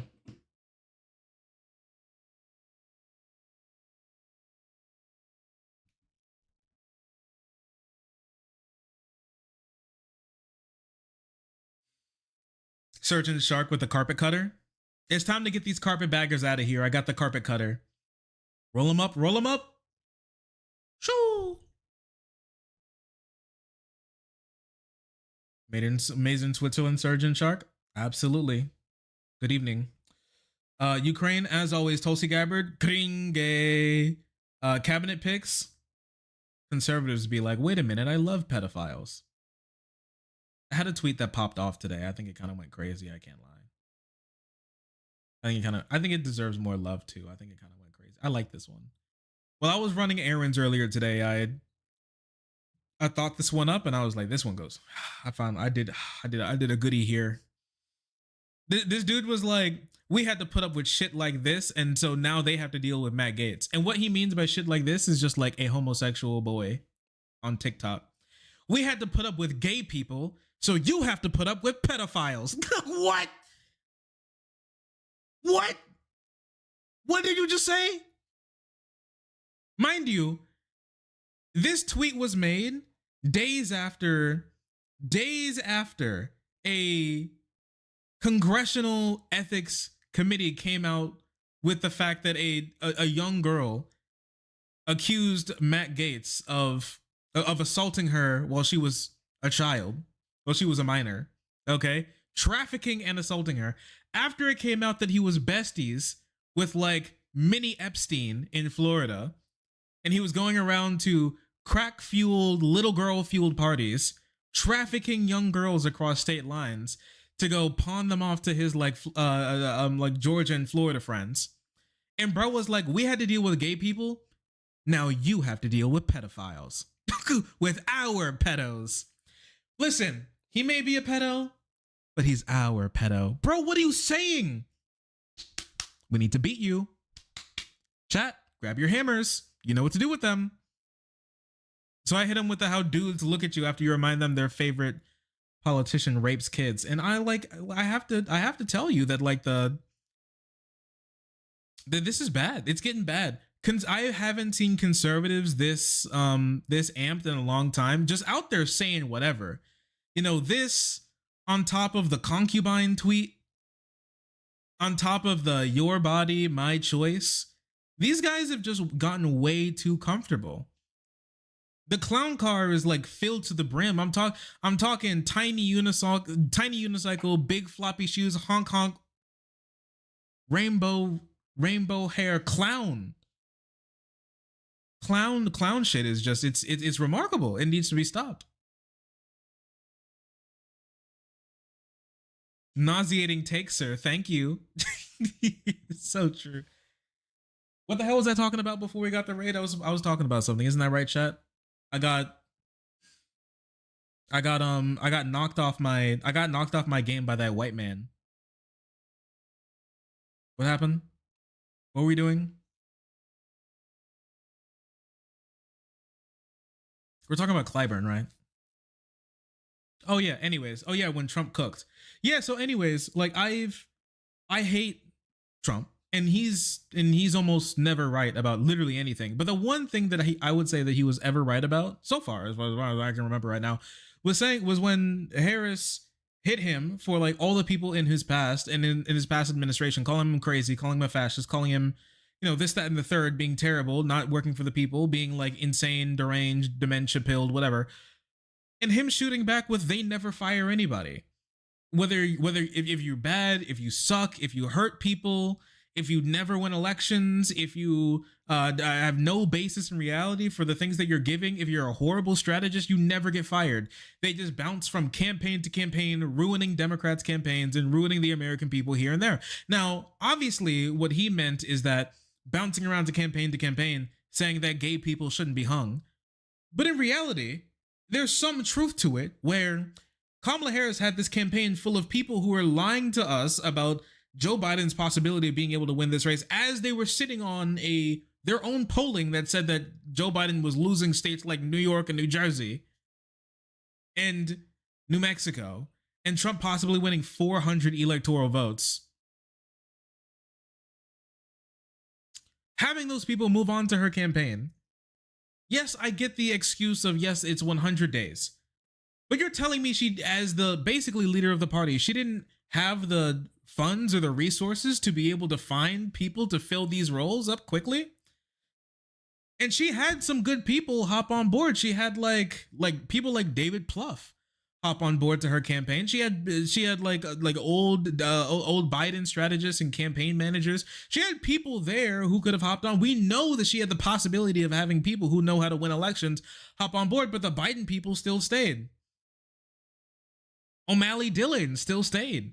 A lot of these people who were losing a generational election still stayed on board, and now we suffer from it. Trump cooked when he said that if you suck when it comes to the Democrats, you don't get fired, you just get pushed on to the next campaign to ruin. And so these like strategists that are cancerous to the to Democratic success across the country, and the disillusionment for working class voters who are the bread and butter of Democratic wins in this country, the bottom 50%, normal people who should be the Democrat base. The middle 40 and the bottom 50 should be the Democrats' base, no matter what, which are the base of Democratic support in every other state where they have won. These people can't possibly get them to come out and vote for them. The only time when they did, it was to vote against another guy and not for their guy. Why do these people still have jobs?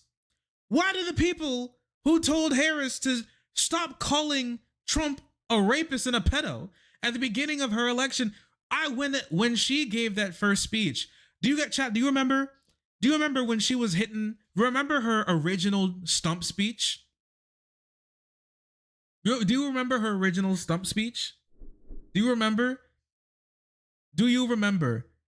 I remember that Wisconsin stump speech where she came, actually, not even the Delaware headquarter stump speech, where she came out and she was like, wait a second, she hasn't said it in so long I forgot the bars, but they went so hard.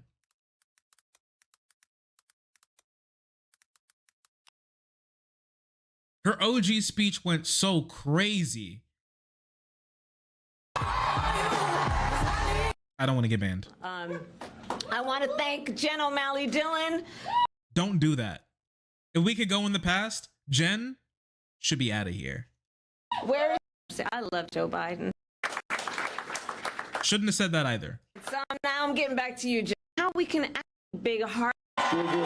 Mention to California predators. Here it is. Computer. In those roles, I took on perpetrators of all kinds.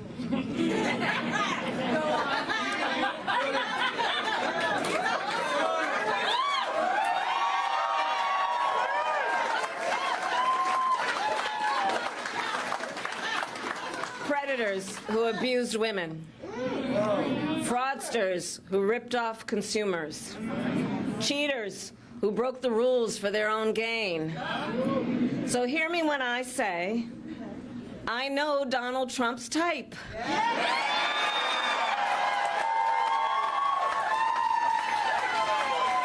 That line, those bars went so crazy. I can't, chat. Have you guys ever been in like a near-death experience? I haven't really told this on stream before, but one day I was driving on the road. I was driving down the road. It was late at night. There's one road to get back home. It's this 4-lane like Strode, basically, like 2 lanes, a median, and 2 lanes, right? So I was driving on the left side of the right lane, right, to get back home. There was somebody who was on the wrong side of the road, who thought he was in his lane, but he was actually over on our side of the median, driving head on towards me in my lane, in like the dark of night, pitch black, right? I thought he was on the other side, but then I realized, I was like, that guy looks a little in front of me, because the road isn't turning, so he shouldn't look like he's like straight up on straight on me, but he was. And like, I probably had I had probably like 2-3 car seconds. I had to swerve out of the way, and the guy, and I almost got, because we were both going like 60. I probably would have died instantly. if that would have continued, right? If I didn't catch that and was able to get out of the way in time, probably would have died instantly, because he was one of those guys who was driving like an F-150 and I was in like a smaller car. I would have kicked it. We would not have this stream, okay, if that would have happened. All of this to say that moment after that happened, and the fear to like it kind of like my life being worth more in that very moment. I was probably like 2 minutes from home. I actually pulled off to the side of the road and that just kind of sat there for a while. Shook. I texted my friends like, I love you. I was like, I hope you guys didn't know how much you mean to me.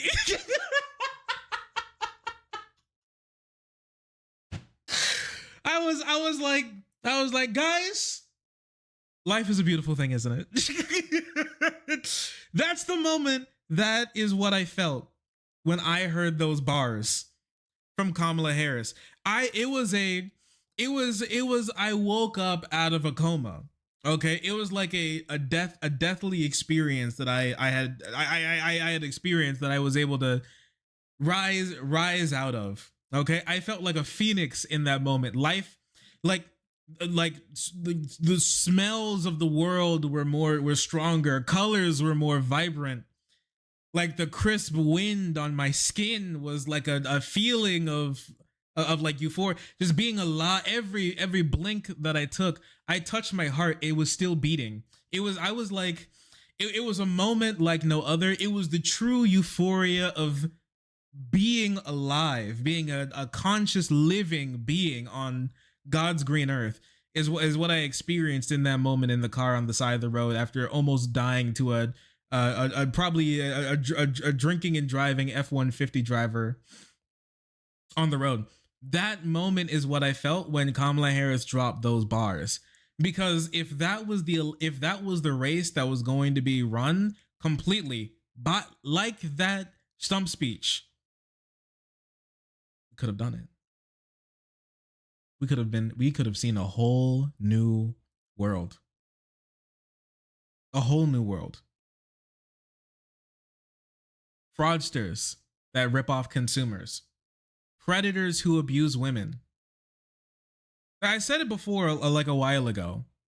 When Harris hopped into the race, I said personally, in my opinion, I personally think that Trump's connection with Epstein should be a B plot for her campaign, specifically because to like drop his credibility as like a human being, right?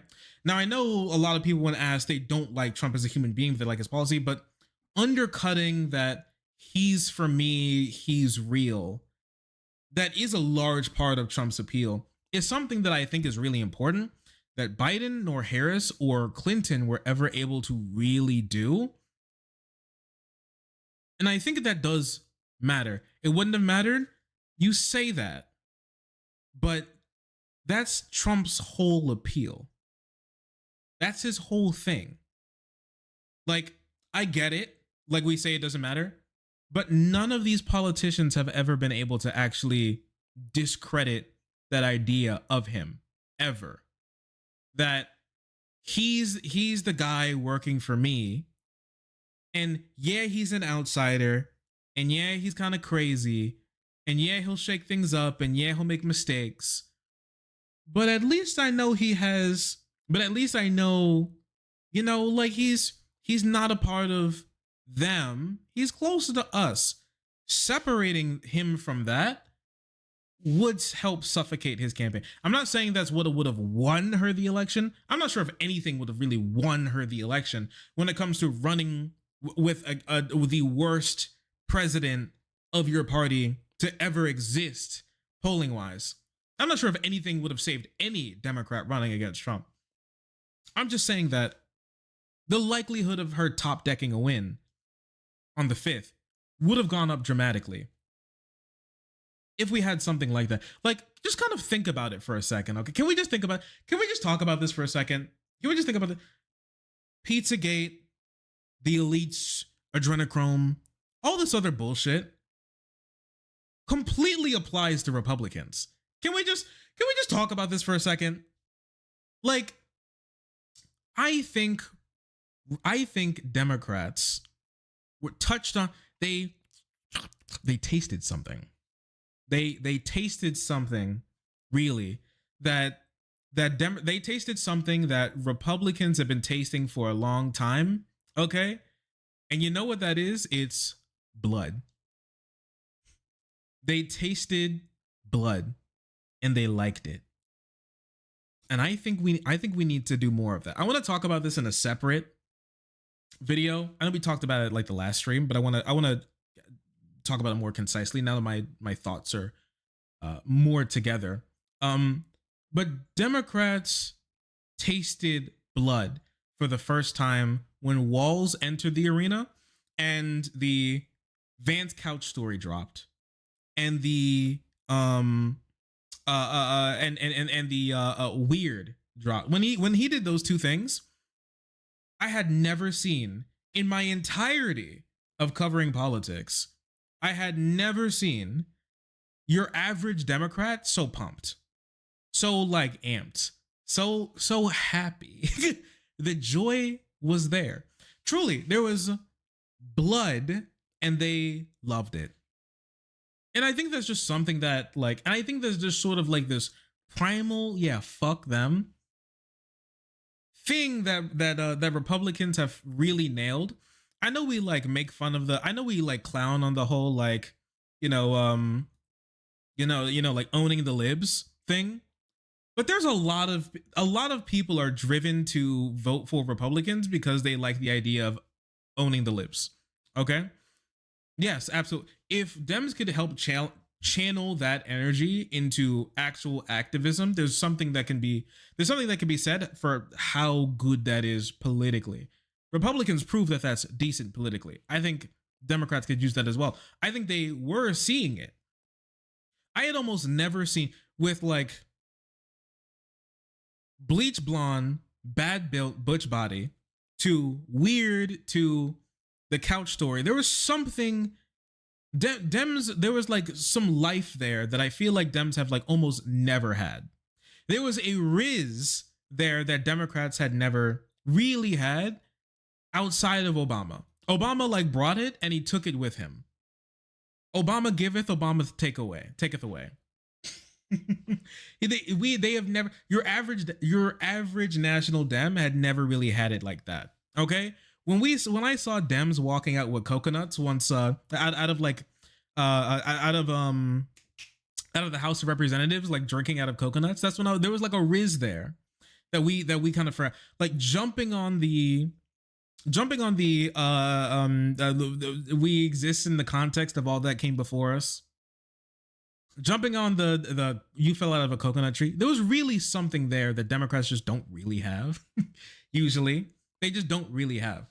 Into a better campaign that cared more about working class people, that had a more structured message, that had some riz, put Democrats in a much better position, but also is a much better party for the world. Republicans controlling any lever of power in this country is terrible for mankind as a whole, because the Republicans are a death cult. As a party, they're just a fucking death cult. We can talk about this from COVID to we can talk about this from like all the way to COVID to like vaccines. But the most important one is like the climate. They're just a death cult when it comes to the climate. Donald Trump saying climate change is a hoax, and drill baby drill and his whole ethos being ripping up America's natural resources to suck oil out of them to pump it into the atmosphere. That is death cult behavior. I'm sorry, that is. Like, a lot of people don't want to call it what it is, but it's a death cult is what it's killing us. Why the hell is it 75 degrees in November 10th? We're dying.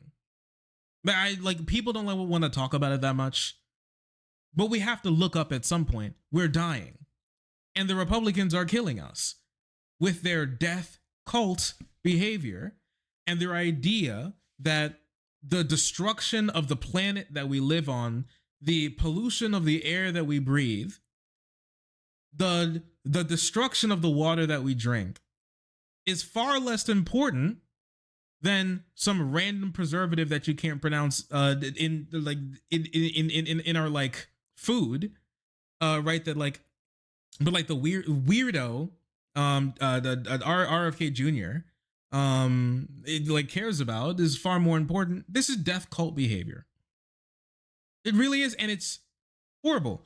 And having a Democratic Party so weak, so feeble, so scared of their own shadow, and scared of the proven policy and campaign wins that have driven Democrats to wins, unlikely wins in areas where national Dems can't even touch anymore, speaks volumes. There's something wrong. Trump is right about one thing. Dems do need to go to their strategists, their campaign managers, and tell them you're fired. They do. They are killing the Democrats and in turn killing all of us, our planet. We've already reached 1.5 degrees Celsius of warming in 2024. There's something, we're running out of time. And the Democrats not learning from their mistakes and taking Clyburn's advice when it comes to not pointing fingers. We need to point fingers. There's, like I said, heads need to roll because of this. We don't have time anymore to wait for Dems' lackadaisical, stupid the positions when it comes to how to win elections anymore. Where there is a proven track record of how it's done, and they are out of time. We are out of time. Now, I want to show you something like the biggest of black pills, okay? When it comes to the Electoral College, if Democrats don't change their act, we might not have a Democratic president for another 10 years after this point, after 2030. It might not be possible. I want to show you something.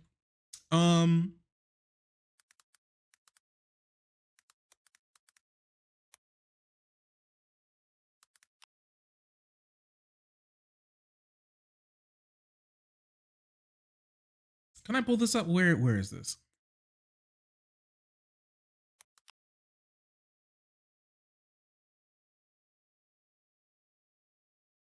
I need to see that because the seat allotment for 2030 is looking really bad for Dems.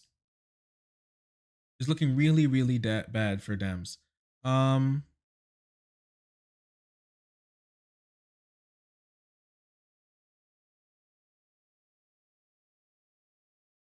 Yeah.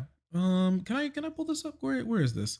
The seat reallocation for Dems is like horrible because Democrats suck ass.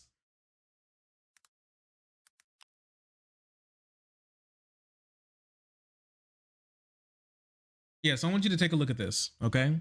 The black pill. If Dems don't get their shit together, I want to take a look at this, okay? So I want you to, you see this? Do you see this? So this is a forecast for the 2020 for the 2030 the House of Representatives and the Electoral College vote allotment at the moment right now from estimates. If you see this, you'll notice something, that Democratic states that Democrats need to carry are losing a dramatic amount of seats at the moment, what's forecasted.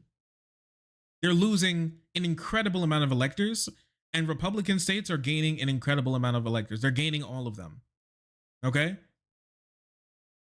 They're gaining all of them. Not a single Democratic state is gaining electors at the moment in this forecast right now.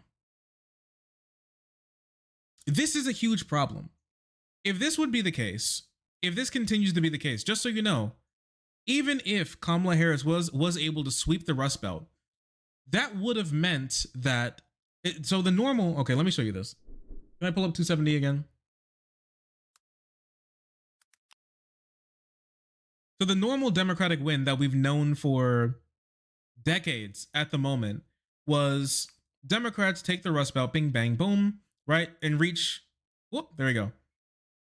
Take this, and this is the map, the normal Dem map, and then they win the presidency, okay? This is what it used to be. Back in 2012, it used to be even better for Dems, but Pennsylvania, Michigan, and Wisconsin, and Minnesota, and California, and New York all lost seats in 2020, and I think even more as well. But I don't remember off the top of my head. And so now this is a really tight map. This is a much tighter map than it should be. Nevada's moving further to the right. If they lose Nevada right now, this is bare minimum. Okay, the normal Democrat sweep is bare minimum. Now, what other state can a normal Democrat like imagine to scoop up right now? Georgia. I'm like, honestly, Georgia and Arizona, I won't say they're outliers. They're trending left. But are they trending left enough to be guaranteed pickups for a Democrat in 2030? I don't think so. Not guaranteed pickups. I think they're going to be they're going to be swing states that deserve that are tough, that are more stretch goals, right? But in a close race, these are still Republican leaning states. If this allotment were to come true, this would not be a win for Democrats anymore. This would be a loss. They would lose, and by a fair amount as well. They would lose. They would need to pick up a state like North Carolina or Georgia or Arizona, or take back Nevada as well. But even if they did take Nevada in this new seat allotment, this also wouldn't be a win because they're losing over 8 seats in the forecast at the moment. And this is 276. They would lose this right now. And all because of Democrat policies in the states NIMBYs have completely taken control of the party, and their failure to build housing solely because they failed to build housing to appease their rich donors has led to the destruction of the Democrats' ability to win the Electoral College moving in the future. If this forecast is proven to be true, and for the most part, these forecasts have not been too far off.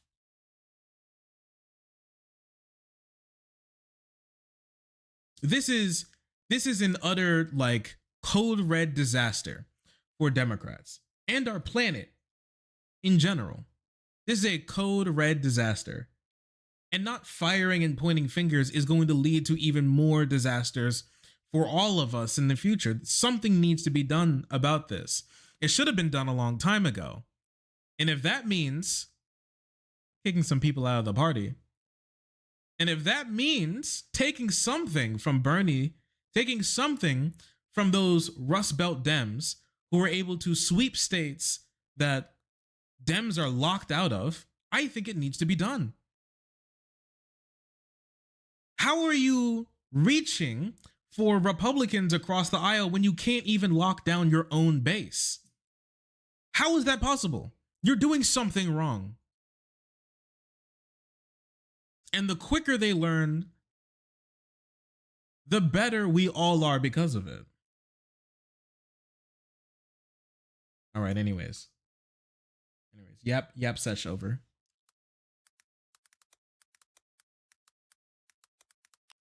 Bing, bang, boom.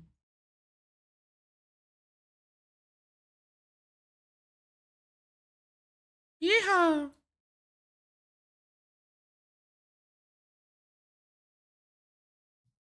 And be like jumping fire people. Listen, okay. Where's this where's this Kyle Klinsky tweet? I gotta pull this up. Don't get me started.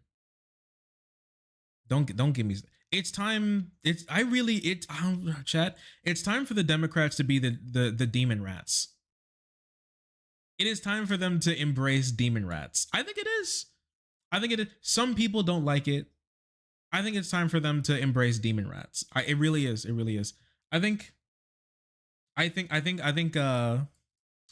Kyle had a good take on this. Let me see if I can pull it up. I think I saved it. I hope he didn't delete it. Let me see.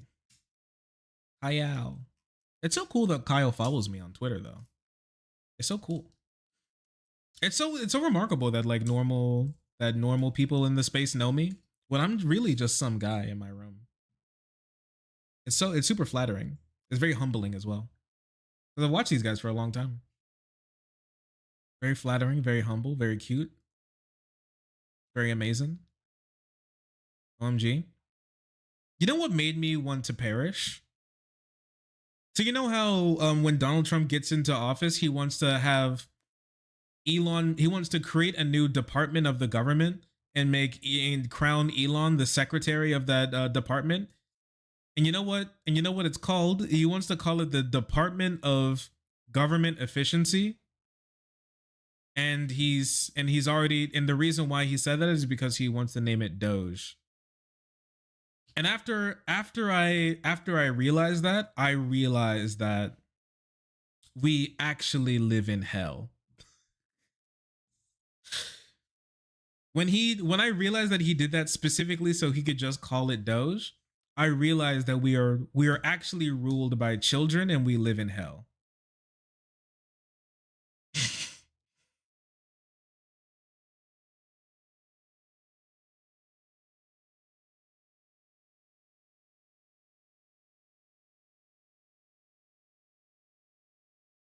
Reddit ass country. Oh, death.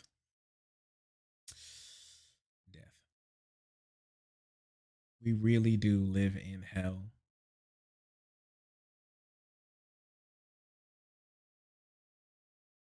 You know how people say hell is other people? That other person is Elon Musk. Truly. He really is. Where is this? I know for a fact I saved this god dang tweet. Don't tell me I just put it in my likes and I didn't put it in my bookmarks. Please. Please. We also got to have a heck around and find out. There's so many heck around and find out segments that we need to do as well. So many Latinos and Arab voters who bought into the idea, and many working class voters as well, who bought into the idea that Donald Trump's going to work for them, then realizing things that Donald Trump, dude, I saw this one made me want to end it all, man. Look at this. in Google Trends, Wall Street Journal tariffs, things to buy before tariffs. Will tariffs cause inflation? Can I change my vote? People searching this. I was like, dude, we are cooked. We are so cooked. Did you all see like the Google Trends spikes of like Donald Trump's policies? Who's running for president? Did Joe Biden drop out of the race? All like the morning of November 5th. All like peaking because people were like wondering why Joe Biden wasn't on their ballot when they went to the ballot box in the morning. So they're like Googling why Joe Biden wasn't on their ballot while they're sitting there wondering like who the hell is the Harris? Who the hell is Harris Walls? Google Trends.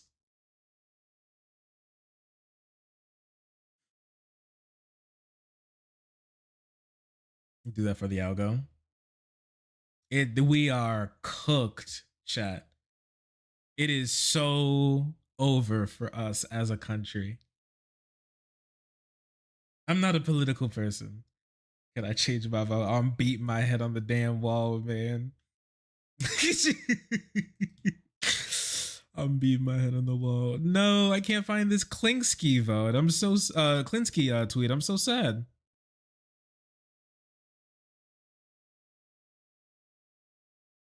This Clinky tweet.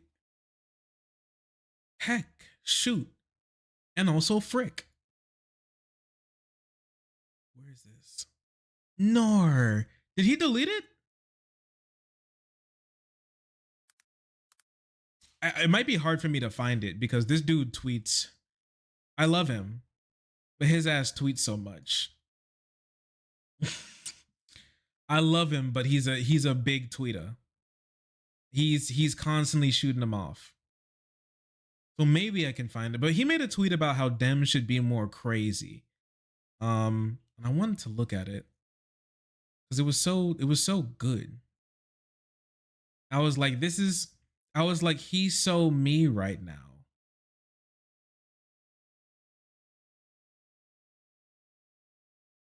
I was like, he's just like me.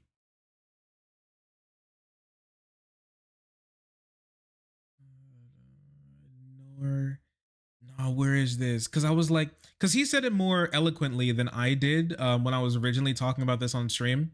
But I was basically like, Democrats need to be more crazy. They need to be more insane. They need to like feed into the negative energy of their base. Like I really do hate to be the one to say it.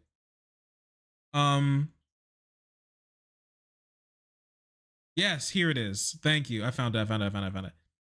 Huge W. Take a look at this. Trump is one of the most divisive, arrogant, and unhinged political figures in U.S. history. And he won the White House twice. Why is nobody saying that Democrats should be more divisive, arrogant, and unhinged? That kind of energy leads to incredible support when people feel like you actually stand for something. The problem is Republicans have a narrative that and actually believe in it.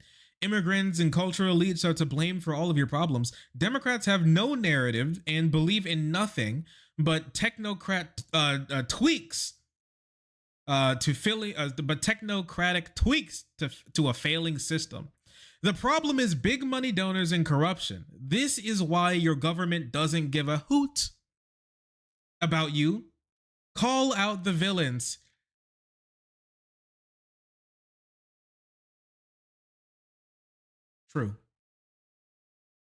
True and real. Finally, somebody says it.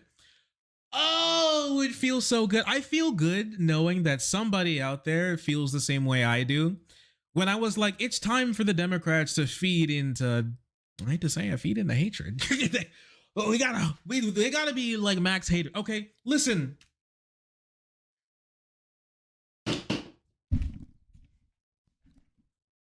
Donald Trump, best friends with the world's most prominent pedophile, puts the world's most prominent pedophile's lawyer, who gave him the sweetest heart deal ever to exist in human history, Alan Dershowitz, who argued for the age of consent to be lowered, into his administration.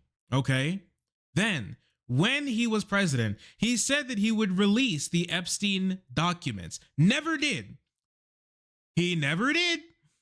Then Epstein dies in prison under his presidency, then adds more accused pedos to his administration and campaign, then gets accused of diddling girls with Epstein as they were having like play dates, and was next door neighbors to Epstein and was on his flight logs, and nobody talks about it. Nobody cares. No Democrat cares. He's a pedo. Why don't you care? Why do the Republicans have the Pizzagate narrative? Elon Musk has pictures with Ghislaine Maxwell. What are you saying? What are you talking about? Why does no one care?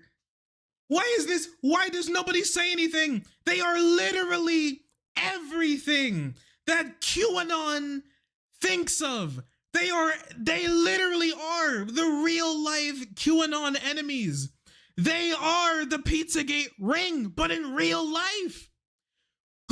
Young girls testified to Congress and to federal courts that they were trafficked through Trump's casinos to get to other the rich people, criminals, to be abused, and nobody cares.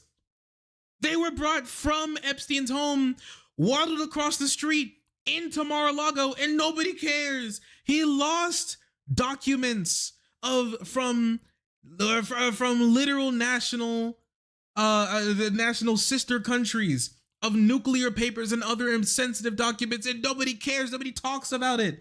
Nobody cares, dude. It's just nobody. Why?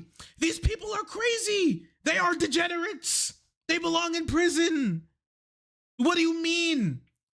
Why is this never it drives me crazy.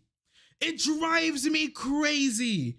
There was a politician in Wyoming running for the US House who was convicted of impregnating a 14-year-old girl, and said on camera on his Facebook that he'd do it again if given the opportunity. Nobody cares. No Democrat cares. Why is that not played on every single local news station from Democrats constantly about who these people are? Republicans constantly vote down increasing the age of marriage and reducing child marriage and stopping child marriage constantly. Why does nobody care? Republicans constantly vote down giving kids the ability to eat, and nobody cares. Republicans constantly throughout this election season said that children were starving because of high inflation. Joe Biden put in a policy to feed kids outside of school during the summer months when they weren't going to be taken care of by the local district's lunch program. Republicans shot it down because they wanted children to starve, and no one cares. You never hear that from Republicans. You may not even know that happened because they don't care. Why was this never said? You can be demons to Republicans because they are demons from the pits of hell. From the pits of hell. They belong trapped waist deep in a lake of ice. Many of these people. And you never hear about it. They never care about it. They never talk about it. They're literally letting demonic behavior slide. They are killing people for fun. They are killing people for fun, and nobody cares. Why is this not a part of every single Republican talking point? Why, whenever Trump opens his mouth, does he never have to answer a question about why he never released the Epstein documents? Why he was best friends with Epstein even after it came to light that what he was doing to children? Why he's still hiding and wishy-washy about releasing the papers? Why did Epstein die under his watch, under his presidency? Why did he wish Ghislaine Maxwell well when she was convicted of assaulting minors? Why he's constantly tied into young girls going into federal court and talking about how he abused them when they were young? Why is this never something that he ever has to answer questions for? Why is it the Democrats and the people on the left who are always called like PDF and all these child abusers and whatever, why are the Republicans able to have the idea of being known as the party of family values when they're the party of child assault?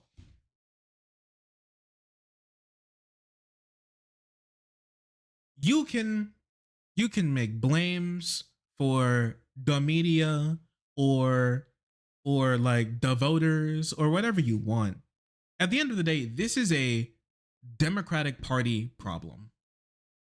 They suck ass at messaging and they're killing us because of it. There is no reason why Democrats couldn't say what Republicans say about Democrats and leftists, but worse, and never ever speak a single lie. Never, ever speak a single lie. Never once. Republicans have to lie. They have to make up stories. They have to twist the truth. They have to spin webs. The paper for how to send them back to hell is handed to Democrats, and they hand wave it. For a moment, Democrats they tasted blood on their tongue. And did you see how, and like I was talking about earlier, did you see how your average Democrat reacted? How like the couch story, even normies who weren't even really gonna vote thought that shit was hilarious. Okay? Shitting on Trump for people leaving his rallies. People thought that was hilarious. It got people to pay attention a little bit. You hook them in with that, and then you keep them and get them fired up about something. Democrats don't stand for really much of anything. They run away from their own policy proposals when asked about it, and then they give you nothing to be fired up for. Why in the world is Elon Musk and Donald Trump, to a billionaire pedo-connected cabal of freakazoids, able to proposition themselves as the working class party for the normal people, and Democrats have like barely anything to say about it? These people could get obliterated, knocked off of the face of the earth without Democrats telling a single lie ever. And maybe spinning some webs every now and again, and maybe twisting the truth every now and again for political purposes. It can be a little silly and fun. Sure. No, it wasn't actually true that JD Vance wrote that he had sex with a couch in his hillbilly obituary or whatever. No, that's not true. It's funny as hell though. Why not? Why not say it?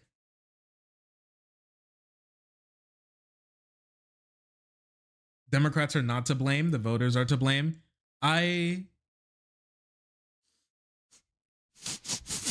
Chat, do you smell that? I know that smell. I know that smell anywhere. That's cope. Yes, that is cope. I see. That's strong cope too. Yeah, man, just keep blaming the voters. Sure, go ahead. Listen.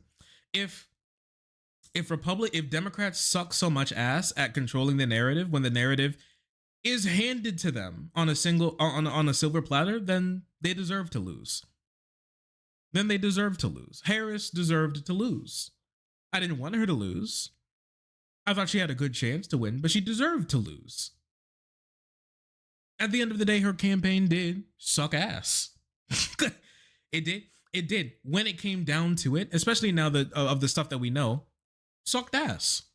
Sorry, is what it is. Remember how she raised $1 billion? The people who were helping, the people who were allocating that money for where it should go, wasted it. Did you know that even though Harris's campaign raised $1 billion, the people who she put in charge to direct where that money goes spent it so poorly that her campaign right now is in over $100,000 of debt?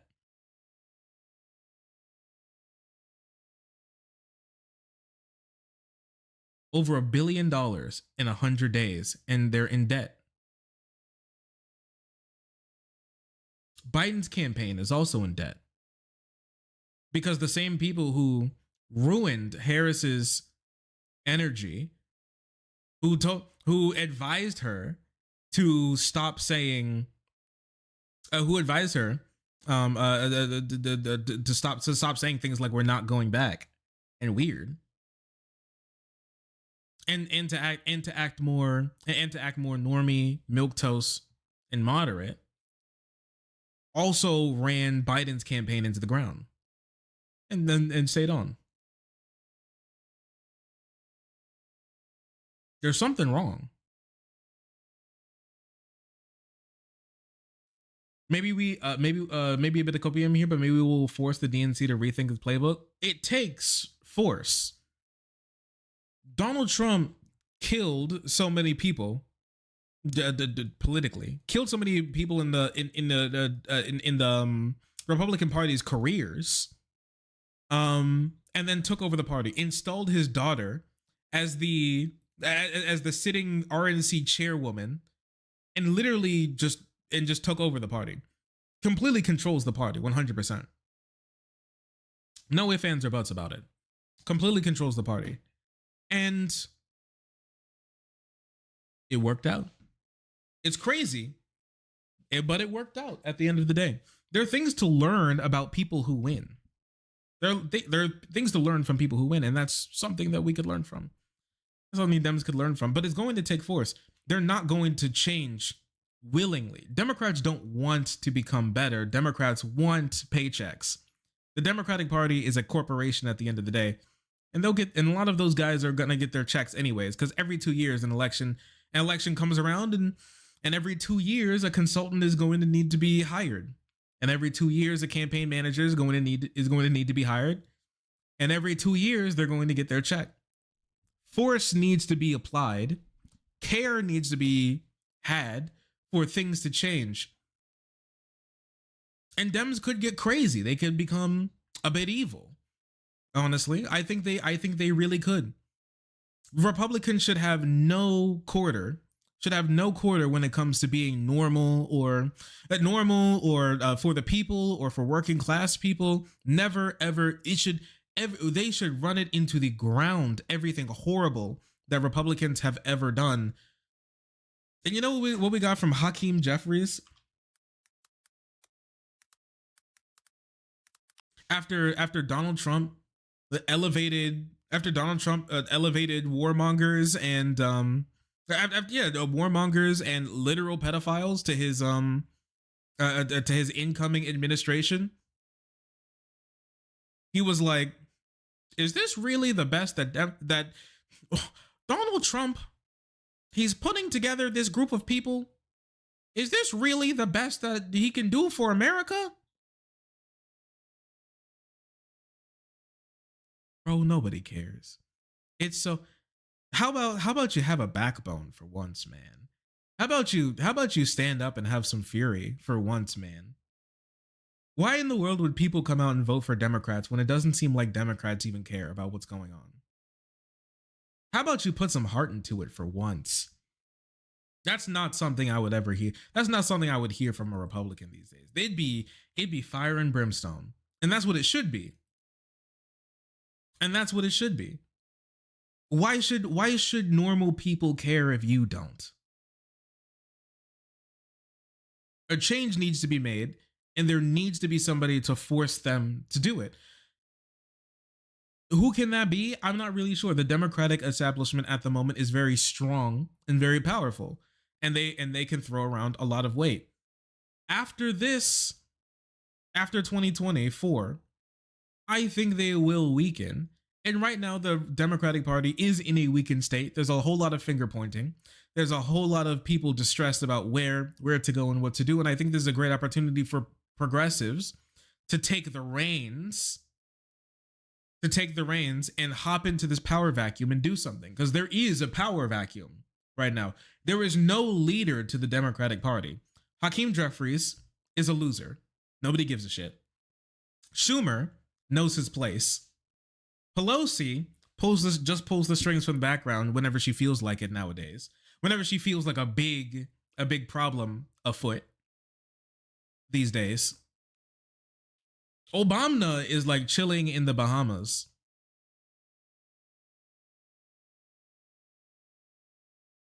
There is no party leader right now. None. There's no party leader. There is no heir to the throne. Nothing. All we have right now is a bunch of angry and dejected left-leaning voters looking for somebody to pull them in a direction, and seizing on that anger, seizing on that strife is something that I think a progressive and progressives can do to grab a hold of the party and force it into a better direction. Because if not, the Dems will simply die on a national level, will simply die. Things like gerrymandering have helped out a lot. I think I think blood that Democrats have tasted that has absolutely paid dividends is finally firing back at Republicans when it comes to things that they've done like gerrymandering. Listen, gerrymandering and being unfair is good for Democrats. When they go low, we kick them in the teeth. When they go low, we stomp on their head. We don't go high, we go lower. We become subterranean. We dig out their foundation and sink them into the earth's crust. There is no reason why Democrats should not be worse than Republicans. More like nastier, get like more dirty little muddy piggies than Republicans. There is so much dirt out there that can be used that's just left on the table. There's so much dry powder. There's so much dry powder that's like we're stocking up for war. And nobody uses it. Nobody uses it, nobody touches it, nobody cares about it. And it's why Dems keep losing.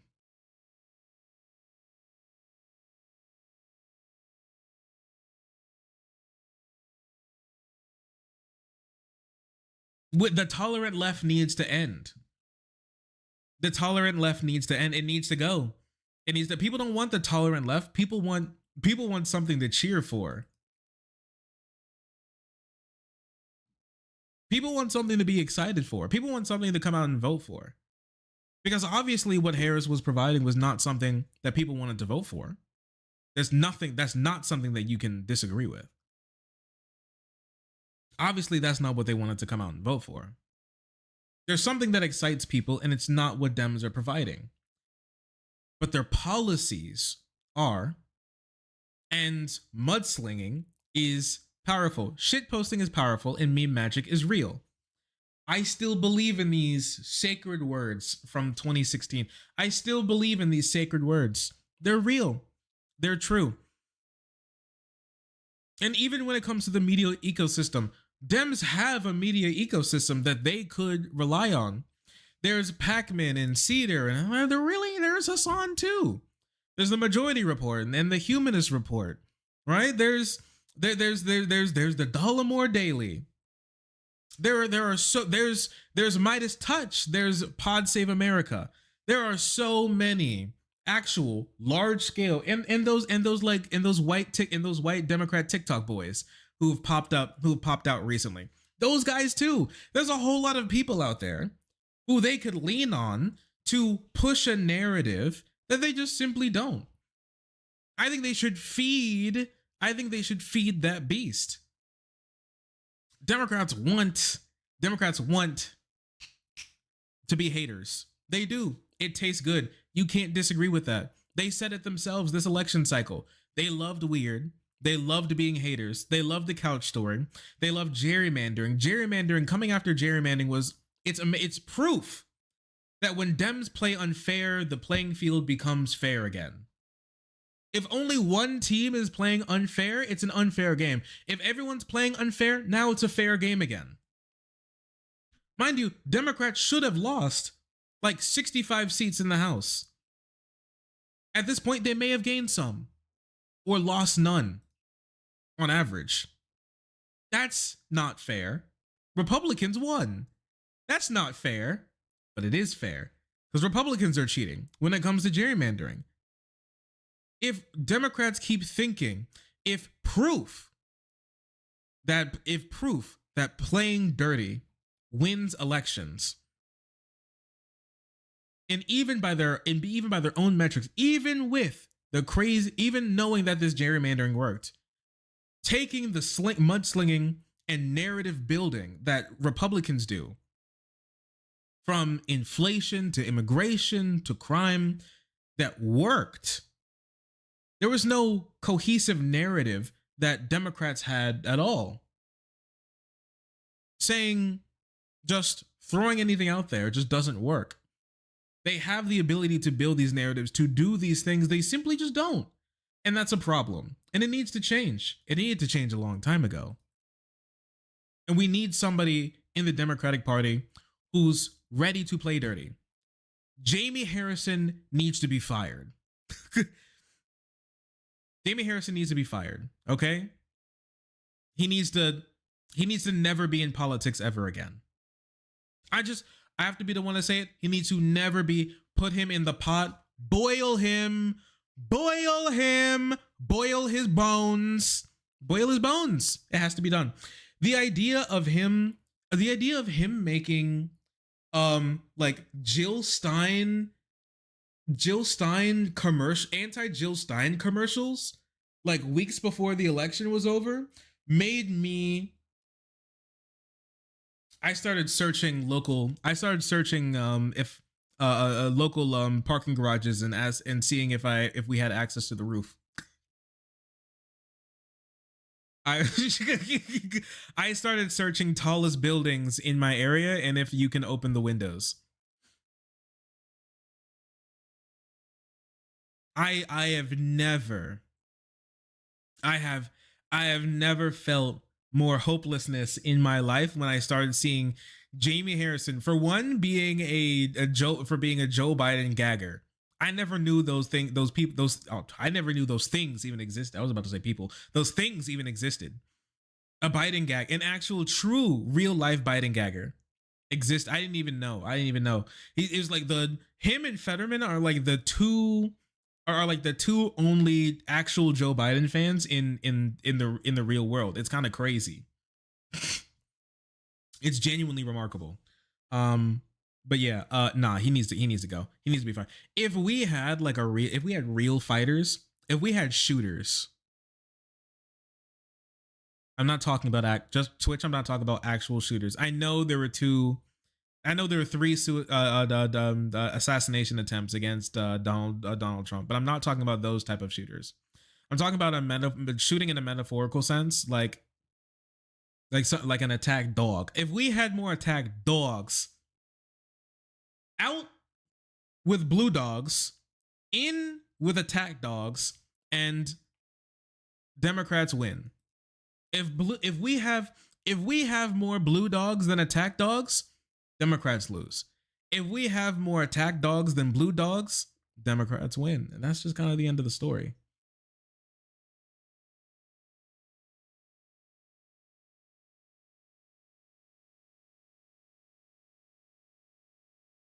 I didn't mean to. I mean, okay. I gotta set a marker because this is. I did another yap. I'm trying to set markers again. I did another yap. I'm gonna call this evil yap. / marker evil yap.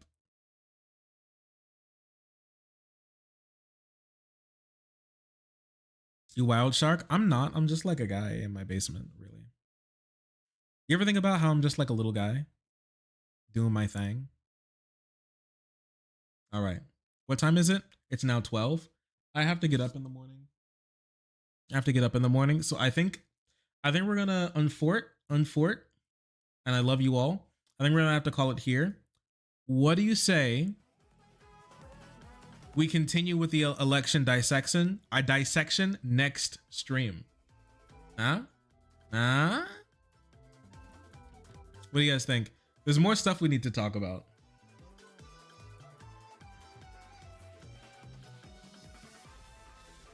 Sounds like a plan. Okay, let me see. Let me give you like a little preview of some other stuff that we need to talk. Oh, Israel literally becoming Hitler. Yeah, did you guys see that? Did you see that after Donald Trump won, Benjamin Netanyahu ascended a literal U.S. designated terrorist supporter to be the U.S.'s ambassador, so to be Israel's ambassador to the U.S. Did you see that?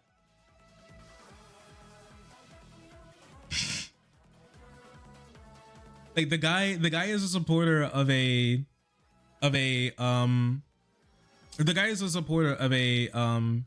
Jewish terrorist organization, a U.S. designated Jewish terrorist and Jewish supremacist organization that believes in like greater Israel, like Judea and Samaria, like actually not only like annexing the West Bank and Gaza, but also the Sinai and Jordan and Lebanon and parts of Syria as well. Like he's like the party that he supported is no longer designated as a terrorist organization by the US, not because they changed their views, but because the US did not find, because under Trump they didn't find the party to still be active anymore. So yeah, that was great. Well, I want to talk about that.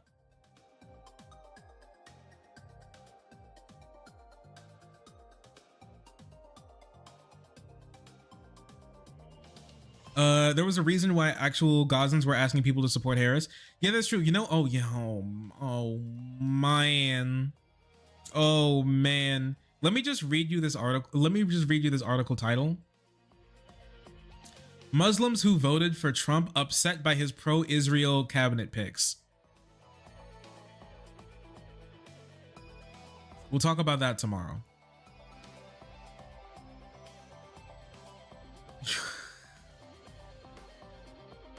That's something we got to talk about tomorrow as well. You gotta be kidding me? No, we're not. I wish I was memeing.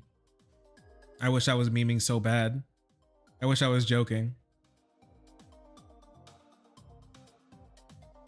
I didn't think the leopards would eat my face. They really thought the leopards weren't gonna eat their face. Oh, we also have to see what, we also are going to look into what the undecided and swing voters thought of the election. We have to figure out what normies thought of this election, as hard as it is. Okay. So we need to look into what the normies have been saying. Like this person who said, I wrote in for Mike Bloomberg. I don't like either on the top of the ticket.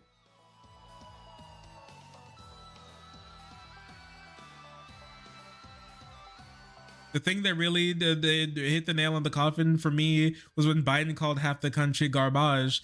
Then the White House moved to change the record officially. That really bothered me. That made me really want to rally against them. Okay. Or normies frown. Or that's actually not the worst of it, okay? AOC actually did a full roll call on her voters, on her constituents who voted for her down ballot but voted for Trump or left the top of the ballot empty in her district. Because if you didn't know, AOC won more raw votes in her district than Kamala Harris did in her district. Okay? Meaning that there is a non-significant amount of AOC Trump voters out there. And so she was like, I gotta ask them why. And she did. And the results are in, and I'm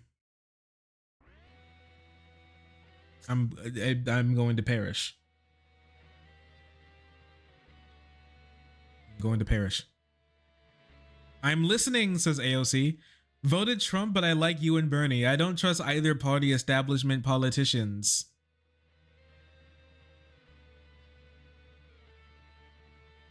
I would have voted for you and Trump, but I am in California. I like your style though. I feel like you and Trump are both real. Right? Stuff like that. It only gets worse from there. We're gonna save the better ones for later. I'm gonna save the better ones for later because this one's kind of crazy. This one goes crazy.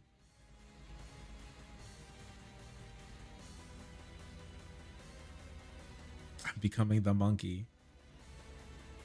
You mean this one? You mean the chimpanzee that learned how to understand the median voter and hung himself? Yeah? Monkey. Monkey.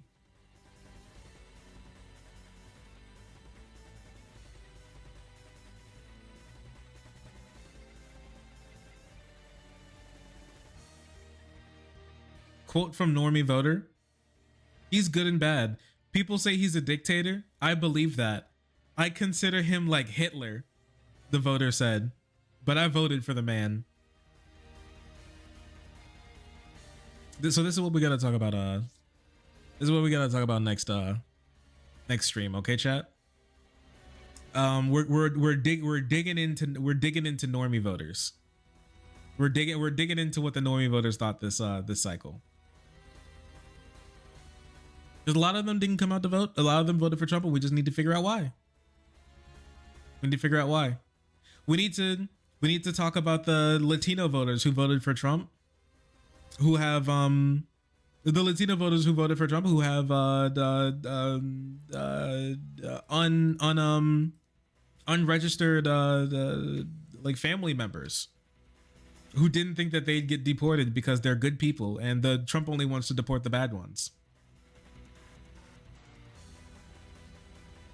Would he even say to something like that? Listen, we'll talk about it next stream. There is something to say, okay? There really is something to say. I promise. We can get out of this. We can escape, I promise. We're not trapped. It's not over. I know it feels over, but it's not over. It's not over. Thank you, Nitros, for the 100 bits.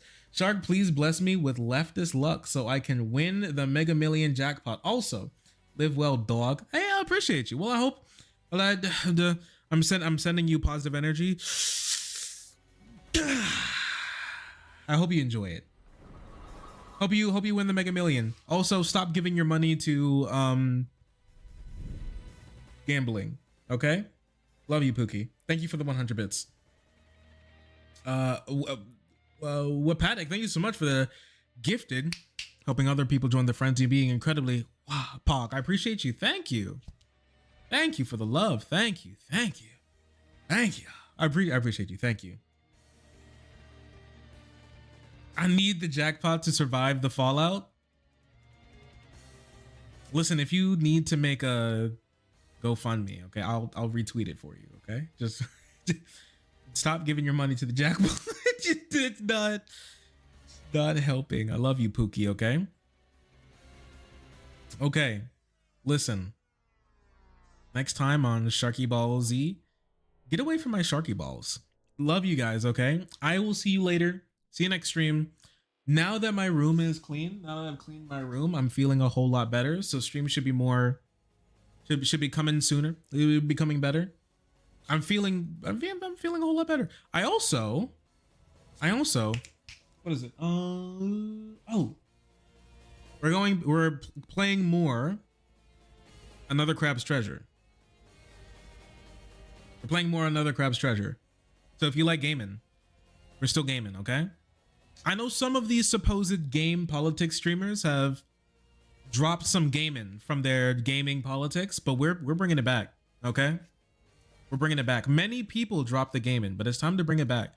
I think it's time to return to tradition. I think it's time to return. There's something about it, and I think it's time to return to tradition. And I think it's time to lock in on the beauty of the world. What do you think, chat? Anyways, thank you for being here. I really appreciate you. It's been a fun stream. It's been great. It's always great to see you guys again. I need to close the window. If you haven't read Dan to Dan, give it a try. I think it's pretty good. I'm reading Dan to Dan right now. It's very good. Try also, Pookies, read Wild Strawberry. It's very good as well. I think I'm gonna start dropping more manga reviews on my Bird app. So, and maybe Blue Sky is. Maybe it's time to go back to. Maybe it's time to go to Blue Sky as well. It might be needed. That one might be needed.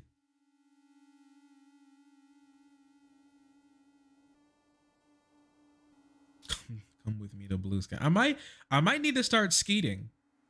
I might need to start shooting off skeets. It might be a lot better for me. The Bird app has been thoroughly obliterated by Elon. Dude, they attacked. Dude, I'm not sure if you guys saw this. Did you see that they attacked me for calling Elon a loser? I said he was like, he started when he was campaigning for Trump. He was like, I believe in the teachings of Christ. Well, like, as the dude's profile picture from like a month ago was him wearing a literal satanic suit with the fucking Baphomet on it. And then he got rid of it. And when he started trying to go around to be like, oh, I stand for Christian values. Bro, you're a demon. And you know it too. You know you're a demon. Stop pretending. Stop pretending. Who are you, dog? Get out of here. Anyways, it's time to skedat, okay? It's time to skedat. Let's get out of here. Take care, everyone. And I hope to see you on another stream of the Spin Room and the meme stream. Later.